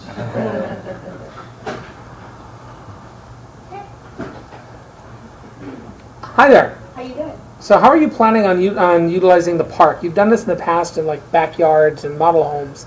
So you're going to be in a much more open facility. How are you going to secure it with alcohol being served? We have hired a security group that is going to be there for us. We are planning actually on maybe using red tape to cover the park where nobody else can get only on one access.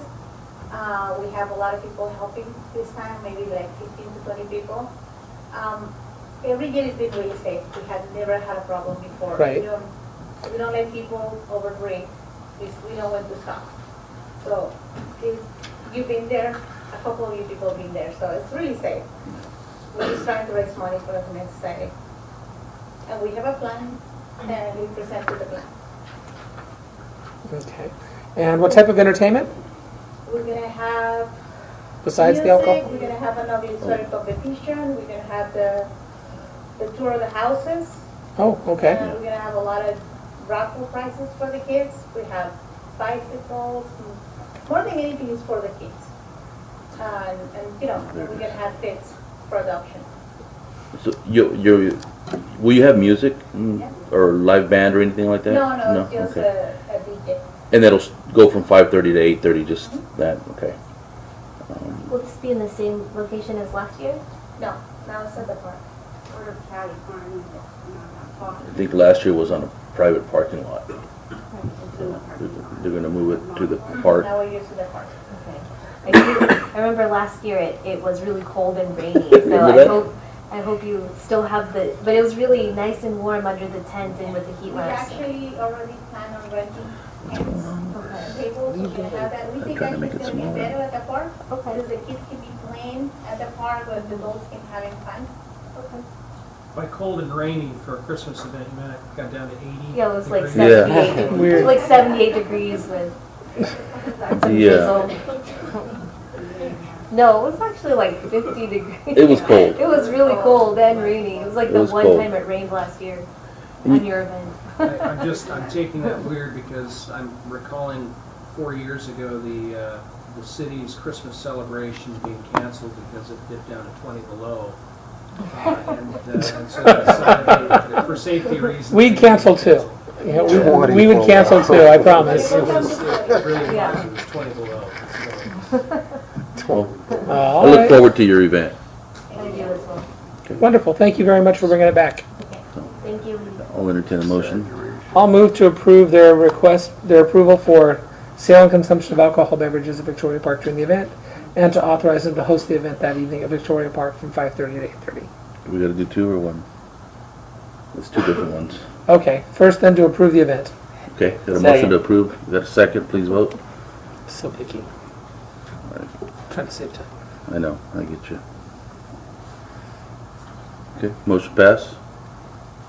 And second now to approve the sale and consumption of alcohol at the event. Second. Motion's, second, please vote.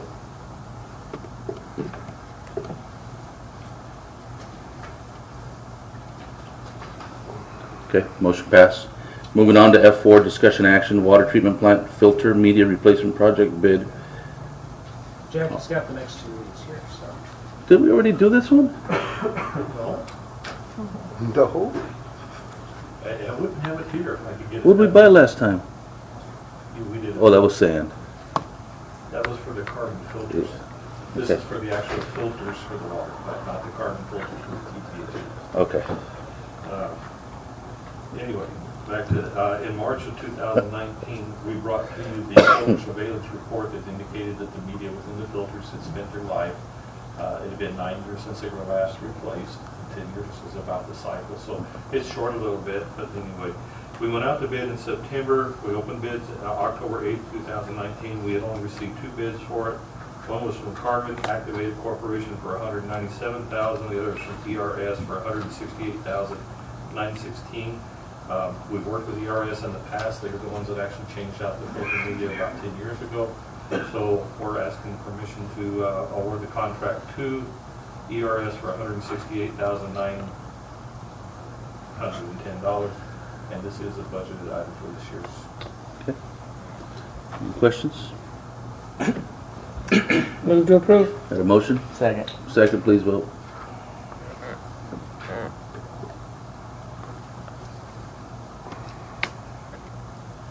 Motion passed. Moving on to F5, discussion action City Hall sewer line. We finally got it done. We're requesting that you suspend the emergency. All right. Really? Nice. I don't have a total on it, but I know it took 5 days to get it done and completed. When we have a total, we can bring it back to you if you'd like, but otherwise, it has been repaired and we're finished. Did we stay under a not to exceed? As far as I know, we stayed under the not to exceed. All right. Move to suspend. Is that a motion? Second. Second, please vote. Good thing it's flushing. Yep, motion passed. And next one, F6, discussion action construction storm drain systems and asphalt rubber composite overlay along 11th from North D Street to Old SR 86. Dawn's going to present this. Mr. Mayor and council members, staff released a bid for the storm drain and overlay project on 11th Street. We received 2 bids, one from Granite Construction and the next one from Hazard Construction. We recommend City Council to award the contract to Granite Construction in the amount of $1,254,531 and authorize 15% contingency. No change orders? hopefully not. Okay. All right. Any questions?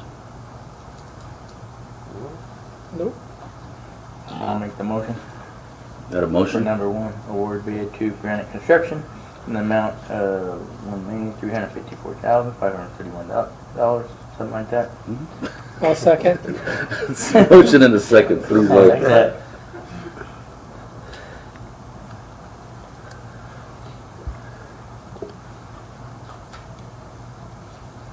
Mr. Tucker? Yeah, I'm working on it. All right, motion passed. Next one, number 2.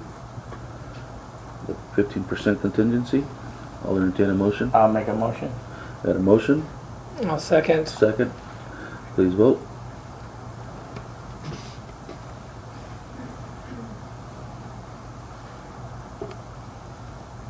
Motion passed. All right, moving on. F7, discussion action, Savannah Ranch Retention Basin Fence Construction. Amber's going to present this one. Mr. Mayor, members of the council, the council approved for the city to go out to bids for a commercial grade privacy chain link fence to replace the previous fence at Savannah Ranch Retention Basin, not to exceed $14,000. 2 bids were received. The bids that were received were in the amount of $17,652.50 and $20,115.50. Staff conducted a study of the companies and proposals, and staff recommends the acceptance of AB Fencing Company Incorporated. Their bid in the amount of $17,652.50. We do have staff available here to stand for questions for more information on the fencing. It does obviously exceed the not to exceed, but that's what they came in at. So. Okay. Who's going to be overseeing this out of our, is this, you're going to be Our overseeing that? superintendent, Tony? Tony Lopez, and he is here. Tony, did you, in talking with AB or looking over their proposals, they give you an estimate on time on how long this would take? Yeah, it should take no more than a week. From the time they get their all the materials and everything on the ground to the time they complete the build. It's a fairly easy project. There's no gates. It's just a straight stretch of fence. And as far as maintenance of that fence going down the road, is there going to be anything that we need to do differently to help guarantee this doesn't fall apart in 10 years? I took that into mind when I put all that stuff together for the bid. 3-foot in ground, commercial grade post, sloped out cement at the post for water to run away to help prevent corrosion and to make it last. So I put that and I took that into consideration when I put this together. Yes. Great. Thank you. And also the fact that council does not like change orders. So I overshot this to be for the entire stretch of the retention. So the actuals are less. So when we get to the point where we do the pre-construction meeting, we'll go out there with their project manager, and it's closer to about a little over 400 feet rather than 420 or so. So it's going to be less. Yeah. Do we get some kind of warranty on this time frame? No. No, it's all on us. That's why. Okay. Just making sure. I'm just asking. Fair question. Because you never know. Thanks, Tony. Get the first one that comes through there, knocks it over, and then what? Well, hopefully it's not as easy. Then we talked to Tony about that standard you set up. Yeah. I'll tell you, it'll stand longer than the Sky Ranch wall. All right. Thank you. Thank you. Thank you for the hard work. Move. I'll second. We got a motion and a second. Please vote.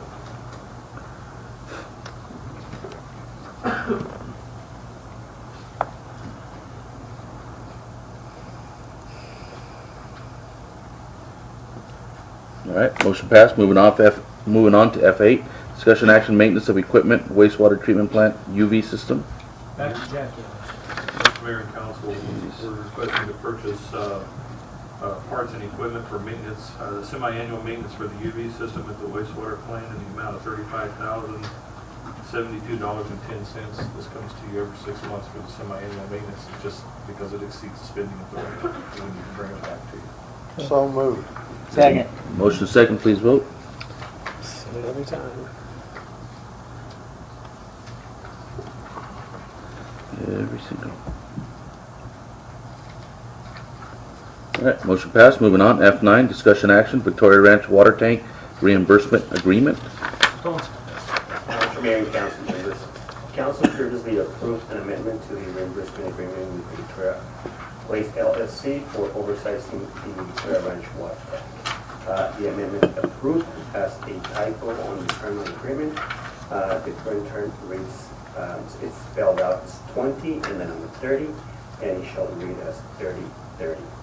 Staff recommends the correction of the typographical error. Can I request that you correct the bidding to binding as well on the same line? That's where the other typo is. This shall be binding until 30 years from the date, not bidding? Yes. Uh-huh. Thank you. Gonna bring out the red pen. Next time. You an English teacher? I have been. So do we need a motion for something here? Now we can make. Now I'll make the motion to approve with both the typographical errors fixed. Okay, I'll got a second it. motion and a second, please vote.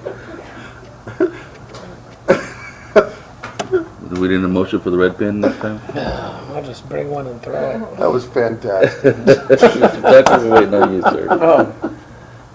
That was good. All right, motion passed. Moving on, F10, discussion action, Eagle Park Playground resurfacing improvement. Emery, you're doing this one. Mr. Mayor and members of the council, on August 21st, 2019, City Council accepted the quote submitted by Sesweta Contracting in the amount of $25,321 for the demolition and resurfacing of the Eagle Park Playground project. On October 4th, 2019, the project was deemed complete, and Sesweta Contracting submitted a letter of completion. Our department is requesting council to approve the project as complete and authorize the payment to Sesweta Contracting in the amount of $25,321. It does look really nice. Very excited about it. Thank you. It does. Wait till the trees get there. Yeah, there you go. Okay, any questions on this? Move Make to the approve. motion. Okay, go ahead. Got a motion I'll second. There and we a second, go. please vote. It works.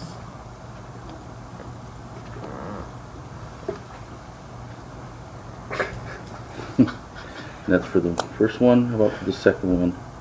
I'll make that motion, approval for payment. That's what they're contracting incorporated. Got a Second. motion and a second, please vote. Okay. Mr. Dale? Yours didn't go through. Oh, All right, motion passed. Moving on, F11, discussion action, city council member appointments to the City of Imperial's Planning Commission. Debbie's going to walk us through Mr. Mayor and council members, as a member of the city council, each of you are responsible for making an appointment to the city's planning commission. The terms of the commissioners coincide with your term of office. The commissioners are appointed in odd years after the even year election in which you are elected. Following the year, backing up. At this time, there are 3 seats up for appointment or reappointment, and those responsible for appointments are as follows. Councilmember Dale, Councilmember Pectel, and... No. No. I'm sorry, it's been a long day, I think. Mr. Dale, Mr. Tucker, and Ms. Eugenio are all responsible for appointments tonight. At the close of the application period on October 30th, I had received 1 application. So we went ahead and extended the application period up until noon today. This morning, I received 4 additional applications, and you have all been provided a copy of those. It is required that it is required of the planning commissioner that they are a registered voter of the city and that they are a city resident. I verified with the registrar of voters today that all of these applicants are registered voters and are eligible to be seated as a member if appointed. At this time, I don't know if maybe Mr. Moore might want to provide some information as to the duties of what the planning commissioner has. As you may already know, some of the roles as a planning commissioner is to act as an advisory board to the city council. They assure that the general plan is implemented, and they also act as a traffic commissioner.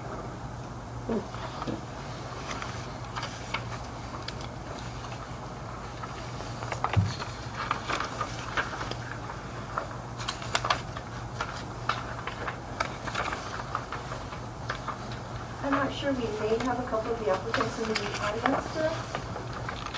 Who do we have? We have Mr. Hammerness. Anybody else? Mr. Hammerness, would you like to step up and say something? There's an opportunity to address the crowd.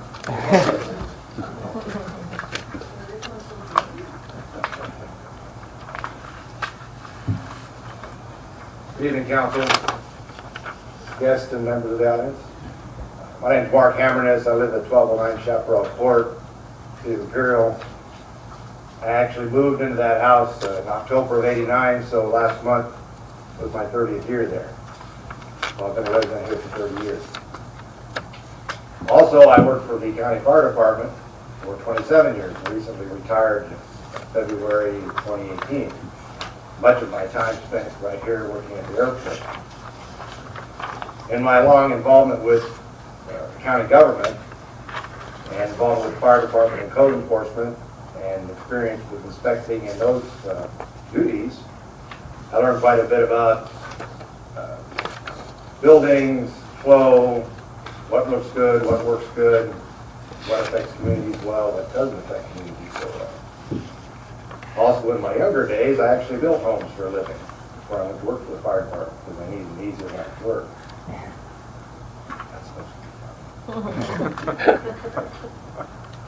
The fact that I'm retired and the fact that I've had an interest in being on the planning commission for several years allows me the opportunity as a retired individual to put a lot of time into that position as what's needed. I'm a quick study, a little sharper than normal pencils in the box, maybe not the sharpest one, but I'm certainly not the dullest one. I generally can speak to people. I can be considered a person who's easy to talk to and personable individual, although I'm sure there's plenty you could find that would say different. But I would hope you would consider my name for eligibility, and I believe I was the one guy that turned in on time. So that's where. Yeah. Thank you for your consideration, and so you've had a tough evening, so maybe we'll put you around the rest of the night, you all go home. Thank you. Anybody have any questions or anything before I step back into this massive crowd? Mr. Dale? Questions? Mr. Tucker? No. Mr. Genio? No? Okay. Thank you, sir. Thank you. Thank you. That's it. That's the only one in the crowd, right? Each of them gets to make their Yeah. nomination. Make your nomination. So we'll start with, who do we have first? Mr. Dale? Mark Hammers. Okay. Mr. Dale makes a motion for Mr. Hammerness. I'll second. Got a second? Please vote.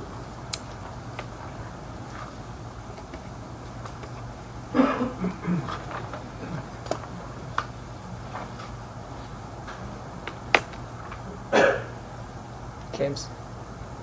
Me? Your vote didn't register. You didn't register. There you go. Okay. Congratulations, Mr. Hammerness. Thank you, Mr. Hammerness, for agreeing to serve. Thank you. Appreciate that. For your comment. Next appointment will be by Ms. Eugenio.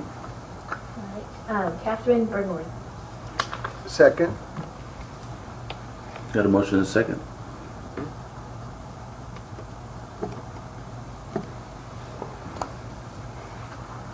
Okay, motion passed. Congratulations. And we thank Ms. Burnworth for agreeing to serve as well. That's awesome. Number 3, Mr. Tucker. Veronica Harvey. Okay, got a motion I'll for Ms. second. Harvey. Got a second?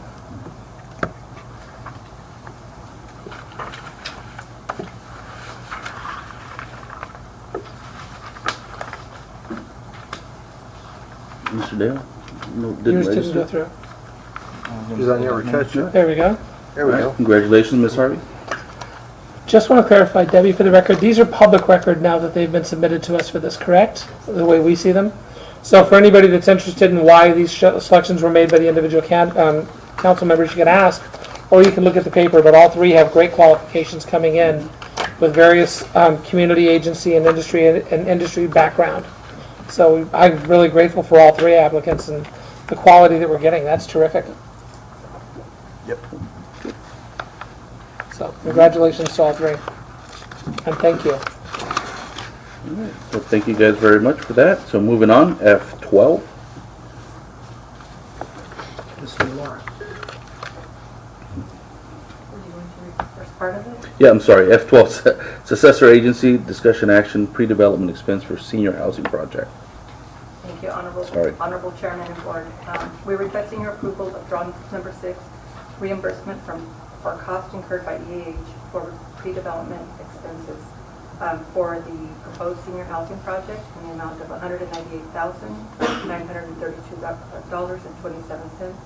Funds are from successor agency low mod bond proceeds. This is draw number 6. Yes. What's been the total draw so far? With this one, it would be $916,827.80. And this is for the project that's supposed to be going in down on Imperial Avenue. 11th and Carolina. So we're in almost $1 million. I'm concerned with what are we actually seeing for our $900,000 that's been drawn out for this already. The money utilized was to purchase the property, that was one. The cleanup and the design. Right now, it's in the first plan review, engineering, planning, and building safety. They went back to the developer, and we'll be getting those revisions pretty soon. So we haven't seen any of those plans yet. Yes, first review was completed. Yes.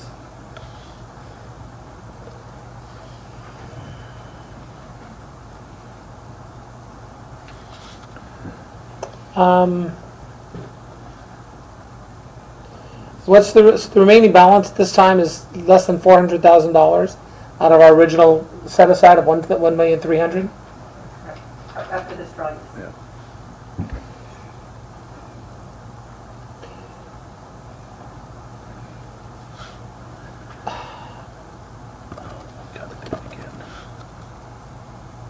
I'm gonna hold that up for us. It'll turn. It'll turn if I turn it. That's the problem. But I've got to express my discomfort at this point with the amount of money that we're spending on this project, and we're not seeing anything. I personally can't vote to approve another draw out at this time until the developers stepped up a little more and demonstrated that this is coming to fruition. For me, it's starting to feel like we're giving him a lot of money to buy some property, and it sits there. And so this is just for me, but for the record, when it comes time to vote, I'm not going to be able to vote in favor of a drawdown of $200,000 without a little more show of faith from Mr. Brown. I just don't think that he's demonstrating right now where he's at with it. And he could be here to explain that, and that's fine. But until he's here to talk to us about how he's spending our money, I can't vote for it. I feel like he needs to be told he needs to come down and talk to us about this project and show us where it's at and where he's taking it and when. So that's my perspective. I'd like to hear from Mr. Brown before we approve one. Would you like to table this? No, I'm stating mine. This is open discussion. And if there's a motion to approve it, then make the motion. If there's not, then it gets tabled for a further date. But it's at the will of the council. I'm just simply pointing out my perspective at this point. I don't know what anybody else thinks, or if they've considered it, but. I'd like him to be here as well to answer your question. If the council would like to do that, Yeah. you can table it and we'll reach out to Mr. Brown and Let's ask do him to that. come I think that's a If better that's the idea. will of the council, then I Yeah. appreciate that, thank you. So, we'll table this item. So, do I need to get a vote for it? Table it? I'll move to table. Okay, got a motion? Second. Second, please vote.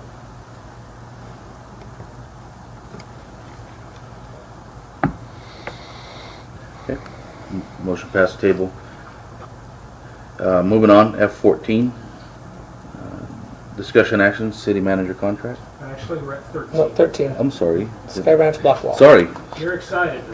Discussion action, Sky Ranch block wall structural issues. Tony's going to present something to the council here, to kind of show you some of the things and options, etc. I had too many check marks. Good evening, Mr. Mayor, members of the council. We're here to discuss the structural issues of the Sky Ranch north section of the block wall. Give you a little history on that. For the past year, several sections of the wall along the Sky Ranch north side portion, that from the northwest corner all the way through the retention to the dog park, have had pieces that have been pushed over or are missing one or two or more rows of brick over the top, or are starting to buckle over into the empty lot, where they were speaking about earlier about putting those hangers. About a month ago, staff braced a section to support a pillar that was already collapsing, a section next to it, just to prevent it from falling completely over. And at this time, we would like City Council's direction on whether we should continue to use the methods that we used with the wood and metal posts on that wall, just to provide a temporary brace for sections that are being put, so we can come up with a solution or repair the sections that are completely collapsed. I have some pictures. Hopefully I can work this. Just click over. Okay, so this is one of the portions here. There are missing one or two rows of brick over the top, and as you can see down the middle of it, there's really nothing to hold this wall in place. There's no rebar. There's only rebar at the pillars, and in the 16-foot sections in between.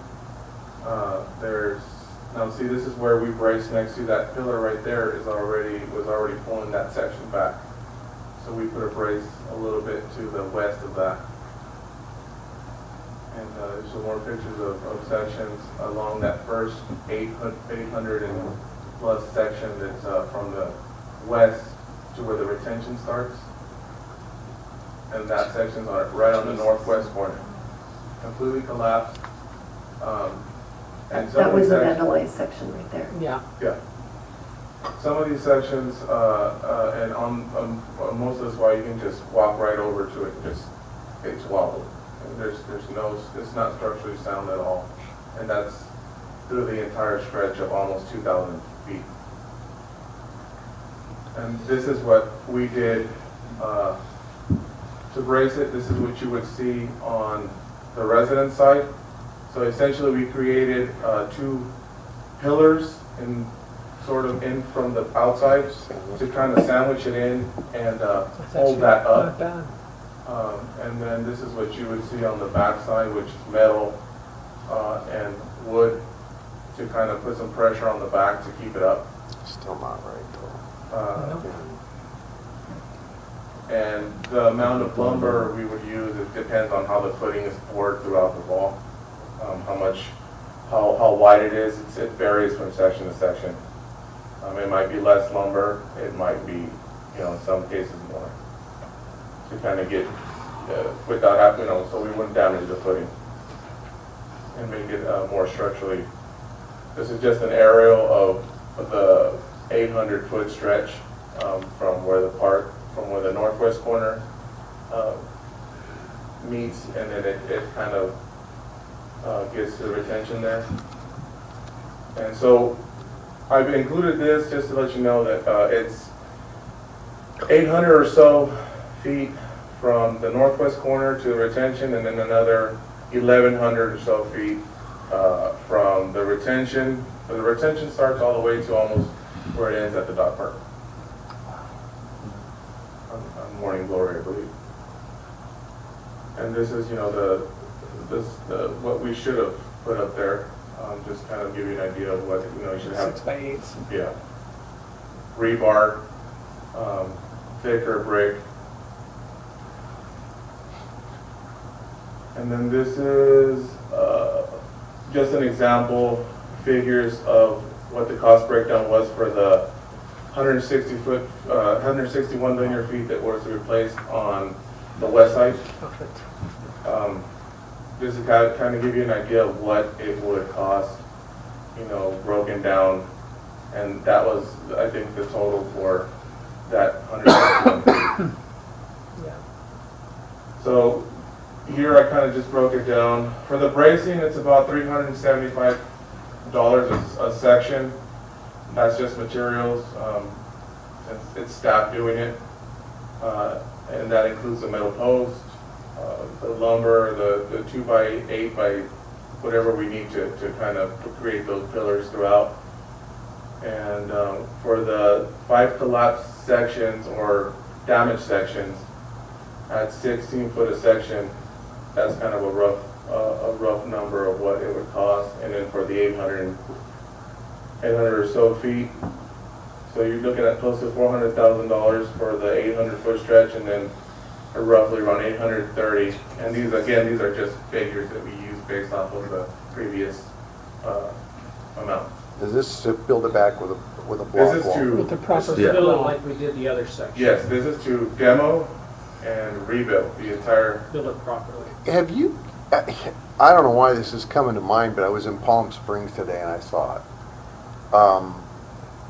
Those panels that are composite panels that look like rock. You know what I'm talking about? Yeah. Mm-hmm. And whether we like it or not, we live in a seismic area. We're always going to have issues with that. And when you were talking about putting in metal poles, that's the way they connect these composite panels. I'd like to see us get an estimate on something like that. Is that like Robin has? Composite panels past the Very CEQA similar? requirement. We'll have to take a look at it. I'm not sure. I mean, I'm pretty sure there's something out there that can mitigate the noise equal to a block wall, so we can take a look at it. So CEQA obviously is they don't allow us to do some of the other things that we've looked at, whether that's chain link with privacy slats or something else. They suck. You know, you go to Texas or you go to these other states where they're progressive and do things. They call themselves progressives, a bunch of dumbasses. So we can check on the composite and see if that's something that we pass the CEQA. Ridiculous. $800,000? I mean, it's... Well, the other thing I would hope now is with this project going forward, with the hangars would go, you know, if they would just even chain link their piece right up against our brick wall, that'll take away the temptation from whatever homeless guys are coming out of the trees to tear down the wall or whatever, because they have to go through a chain link and a wall, pass, you know, structures that are going to be monitored with cameras and things like that. I think that will solve the problem in the long term.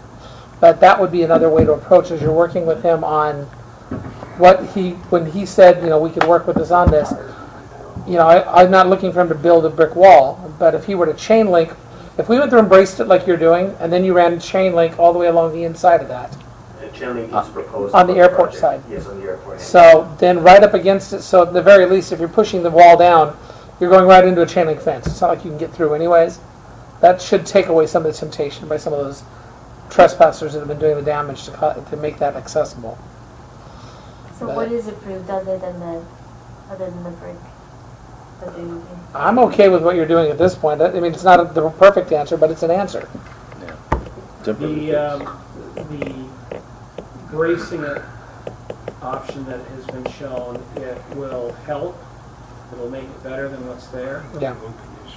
You still run into a problem that it doesn't there's no rebar anywhere else in there, so you're just kind of adding some kind of pillar strengthening there, but it still can come apart. It's easy to rip brick off. You've got a problem if kids are still trying to climb over that, and it's still susceptible to collapsing, and it's not a perfect.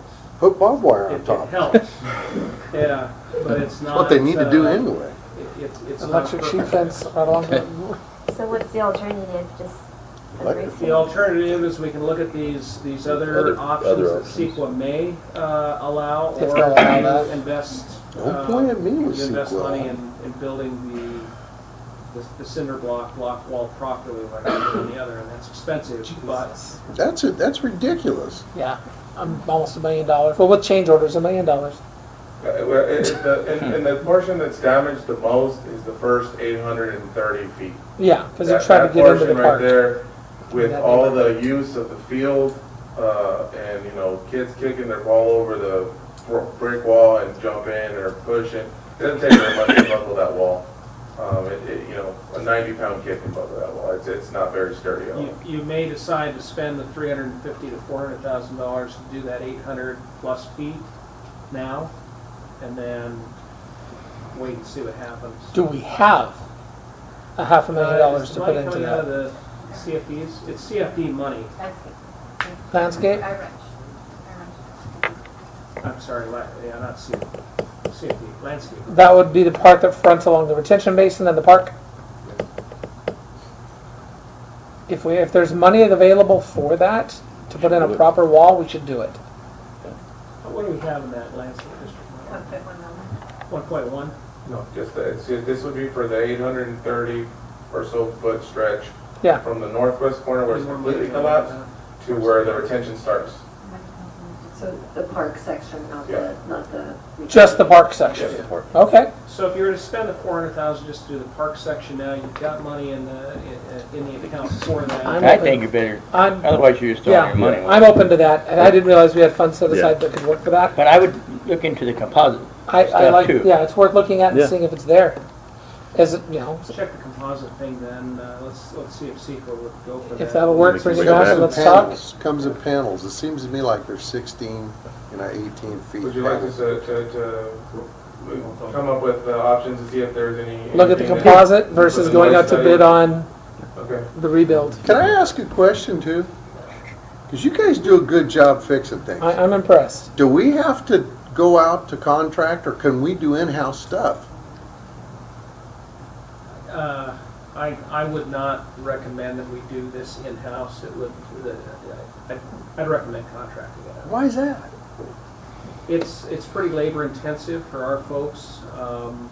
Building a true wall is a skill. There's with all the rebarb and how it's done, No, and panels. If we were to do Oh, panels. yeah, we might be able to do that. That's what I'm talking about. I'm not talking about building the, Yeah. Okay. that stinking wall. No, I think you guys could do it. I think poles could be set, panels could be put up, and we'll save the If the residents composites by work and they're about cheaper, then we can also fix the one over $400,000. on the Bruchery. We need to see if it's allowed At first before threshold. we even Yeah. discuss I it. say we do it and then deal with it later. Ask for forgiveness Ask for later. forgiveness. There you go. Get a lot more accomplished that way, don't we? No comment. Like the Salton Sea, 20 years later, CEQA kills us on everything. Oh. So Tony, what it sounds like is we're gonna go out and look and see, check those composites, I guess. Well, we do appreciate what you've done. Yes. I'm gonna That's what I give you say. props.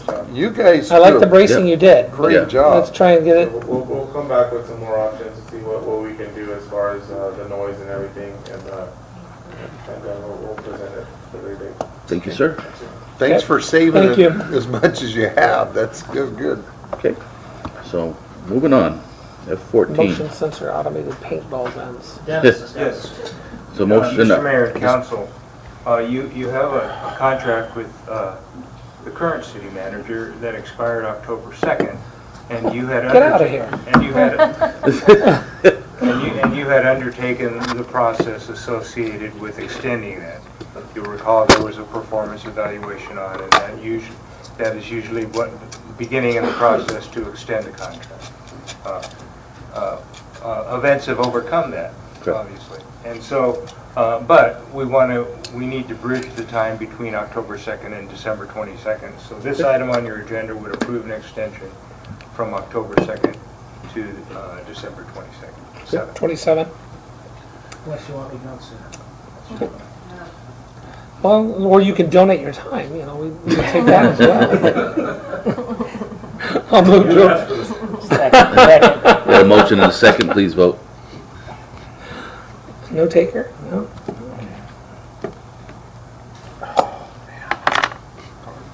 Eyes open. Tired.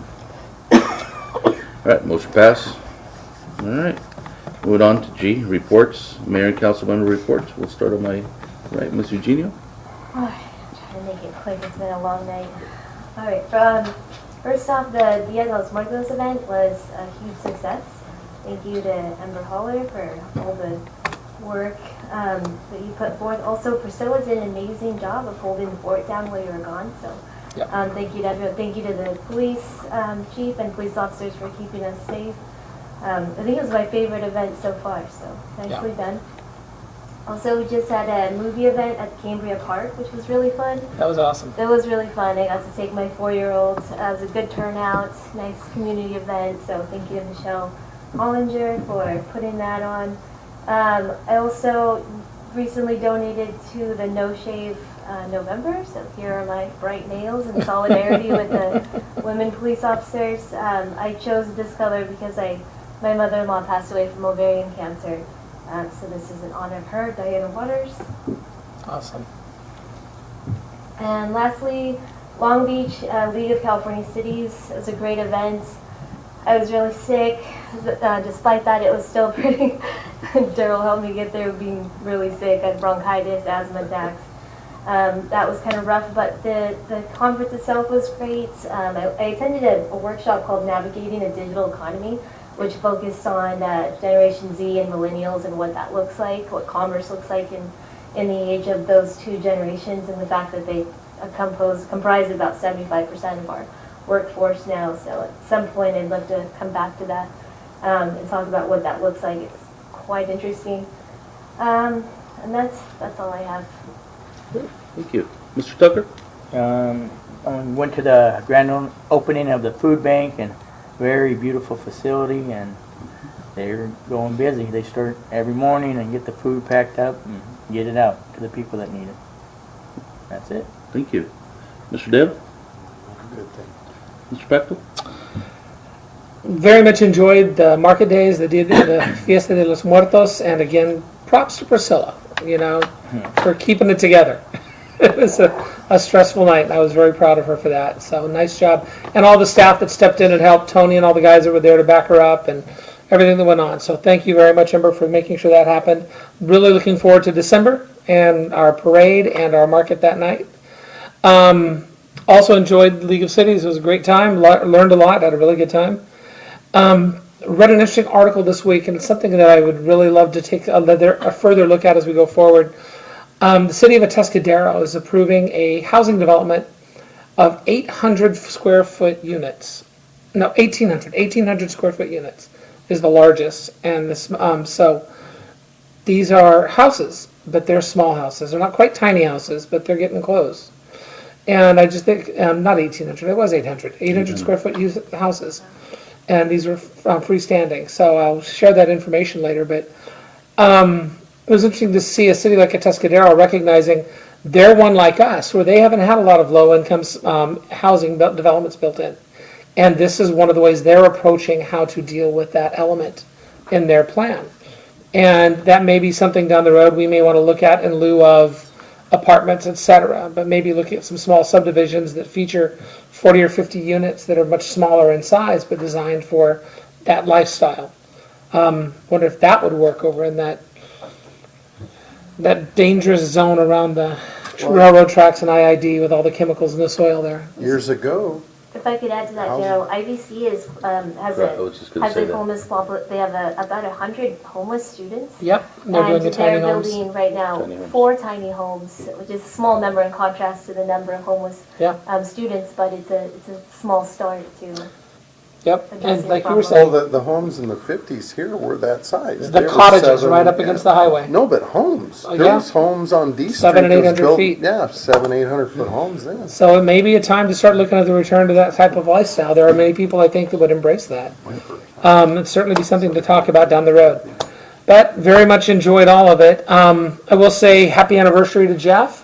And your wife got away before I could offer her my condolences and thankfulness for her patience, her forgiving nature, which is obviously evident.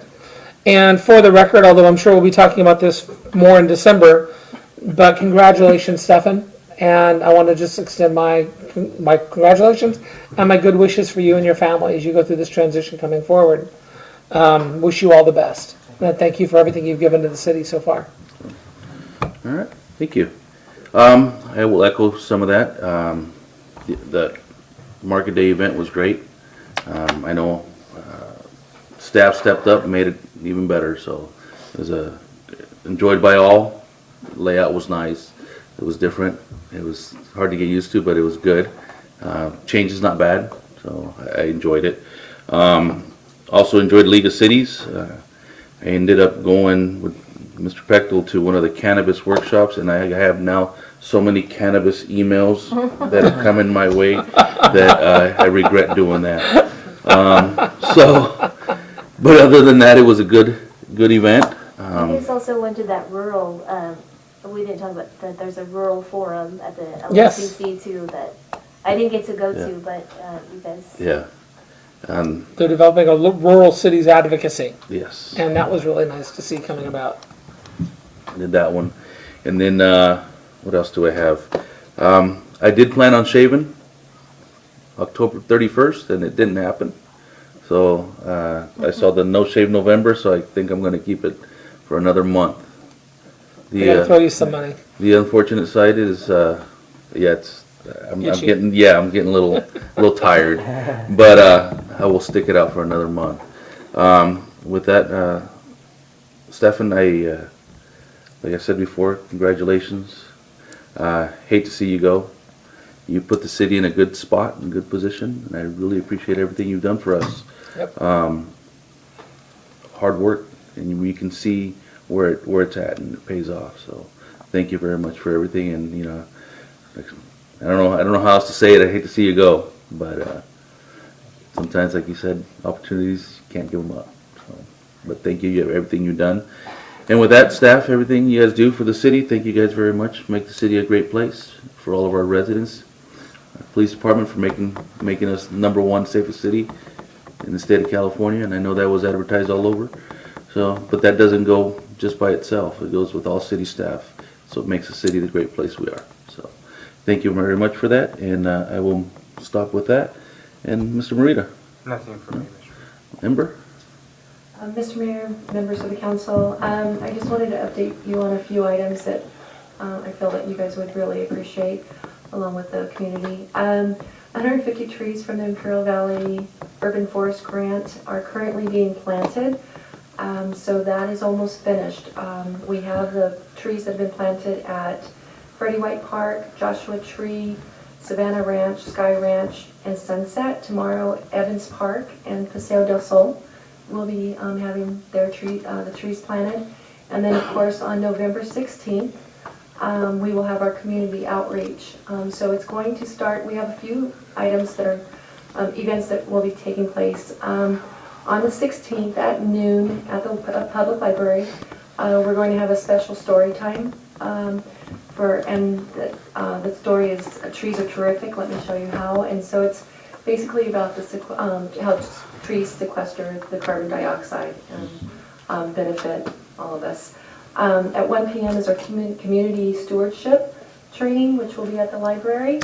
And then following that, we'll be planting the last 25 trees at Eager Park. All the physical labor will be done by the contractor, and then we have the pleasure of planting those trees. We will be planting 1 tree in front of the library as well, so that can be something that can be enjoyed by the community. In addition to that, the parade vendor application has been released, and so we are now taking the applications for the parade entries. and we have a great layout. We've planned a longer route, so that's going to will be released by the PIO, Alexis Kopnick. And we're working on some great activities for the Christmas to Remember Market Days that evening as well. So the parade will start at 6 p.m. We'll have a band that will be performing for the parade attendees in front of Johnny's. It'll be Tina Michelle and the Rhinestone Cowboys. Nice choice. From 5 to 6. And then as soon as Santa Claus passes that corner, they'll be singing a song to welcome him. And then they'll immediately start off with a concert, and that will go from 8 to 10. So the market days will be 5 to 10. The parade will be from 6 to approximately 8 p.m. and then a concert in the main area. Wonderful. Great. Thank And you. I've had several people ask how they register for the parade. Is that on our website? That will go on the website, I would say by Monday, tomorrow. It will go on the website by tomorrow. And then they can always give us a call. We can email them the application or come into the library and we can assist them. Thank you. Thank you. Alex? Laura? Othon? Debbie? Chief? Chief? I just want to thank the city manager, congratulate him for his leadership, his exemplary demeanor all the time, and his management skills.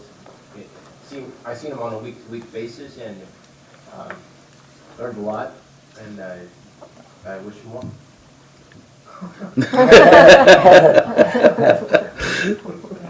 Thank you. That's all. Jackie? That's good, that's it. All right. Mr. Chatwin? No, I don't have anything. I'll say my goodbyes next month if I do it now. Gotcha. I'll have I- to come back and you guys will want me out of here sooner than later. I did forget to say one thing. I apologize for not showing up to the event for Victoria Homes. I was not in town, but It was great. You missed yeah, out. I did. Nice Unfortunately, I was out of town. So, but I did see the pictures. Looked like a great event. So, thank you guys. With that, Damon, Alexis, no, Lisa. All right. All right. With that, I'll adjourn the meeting. Thank you.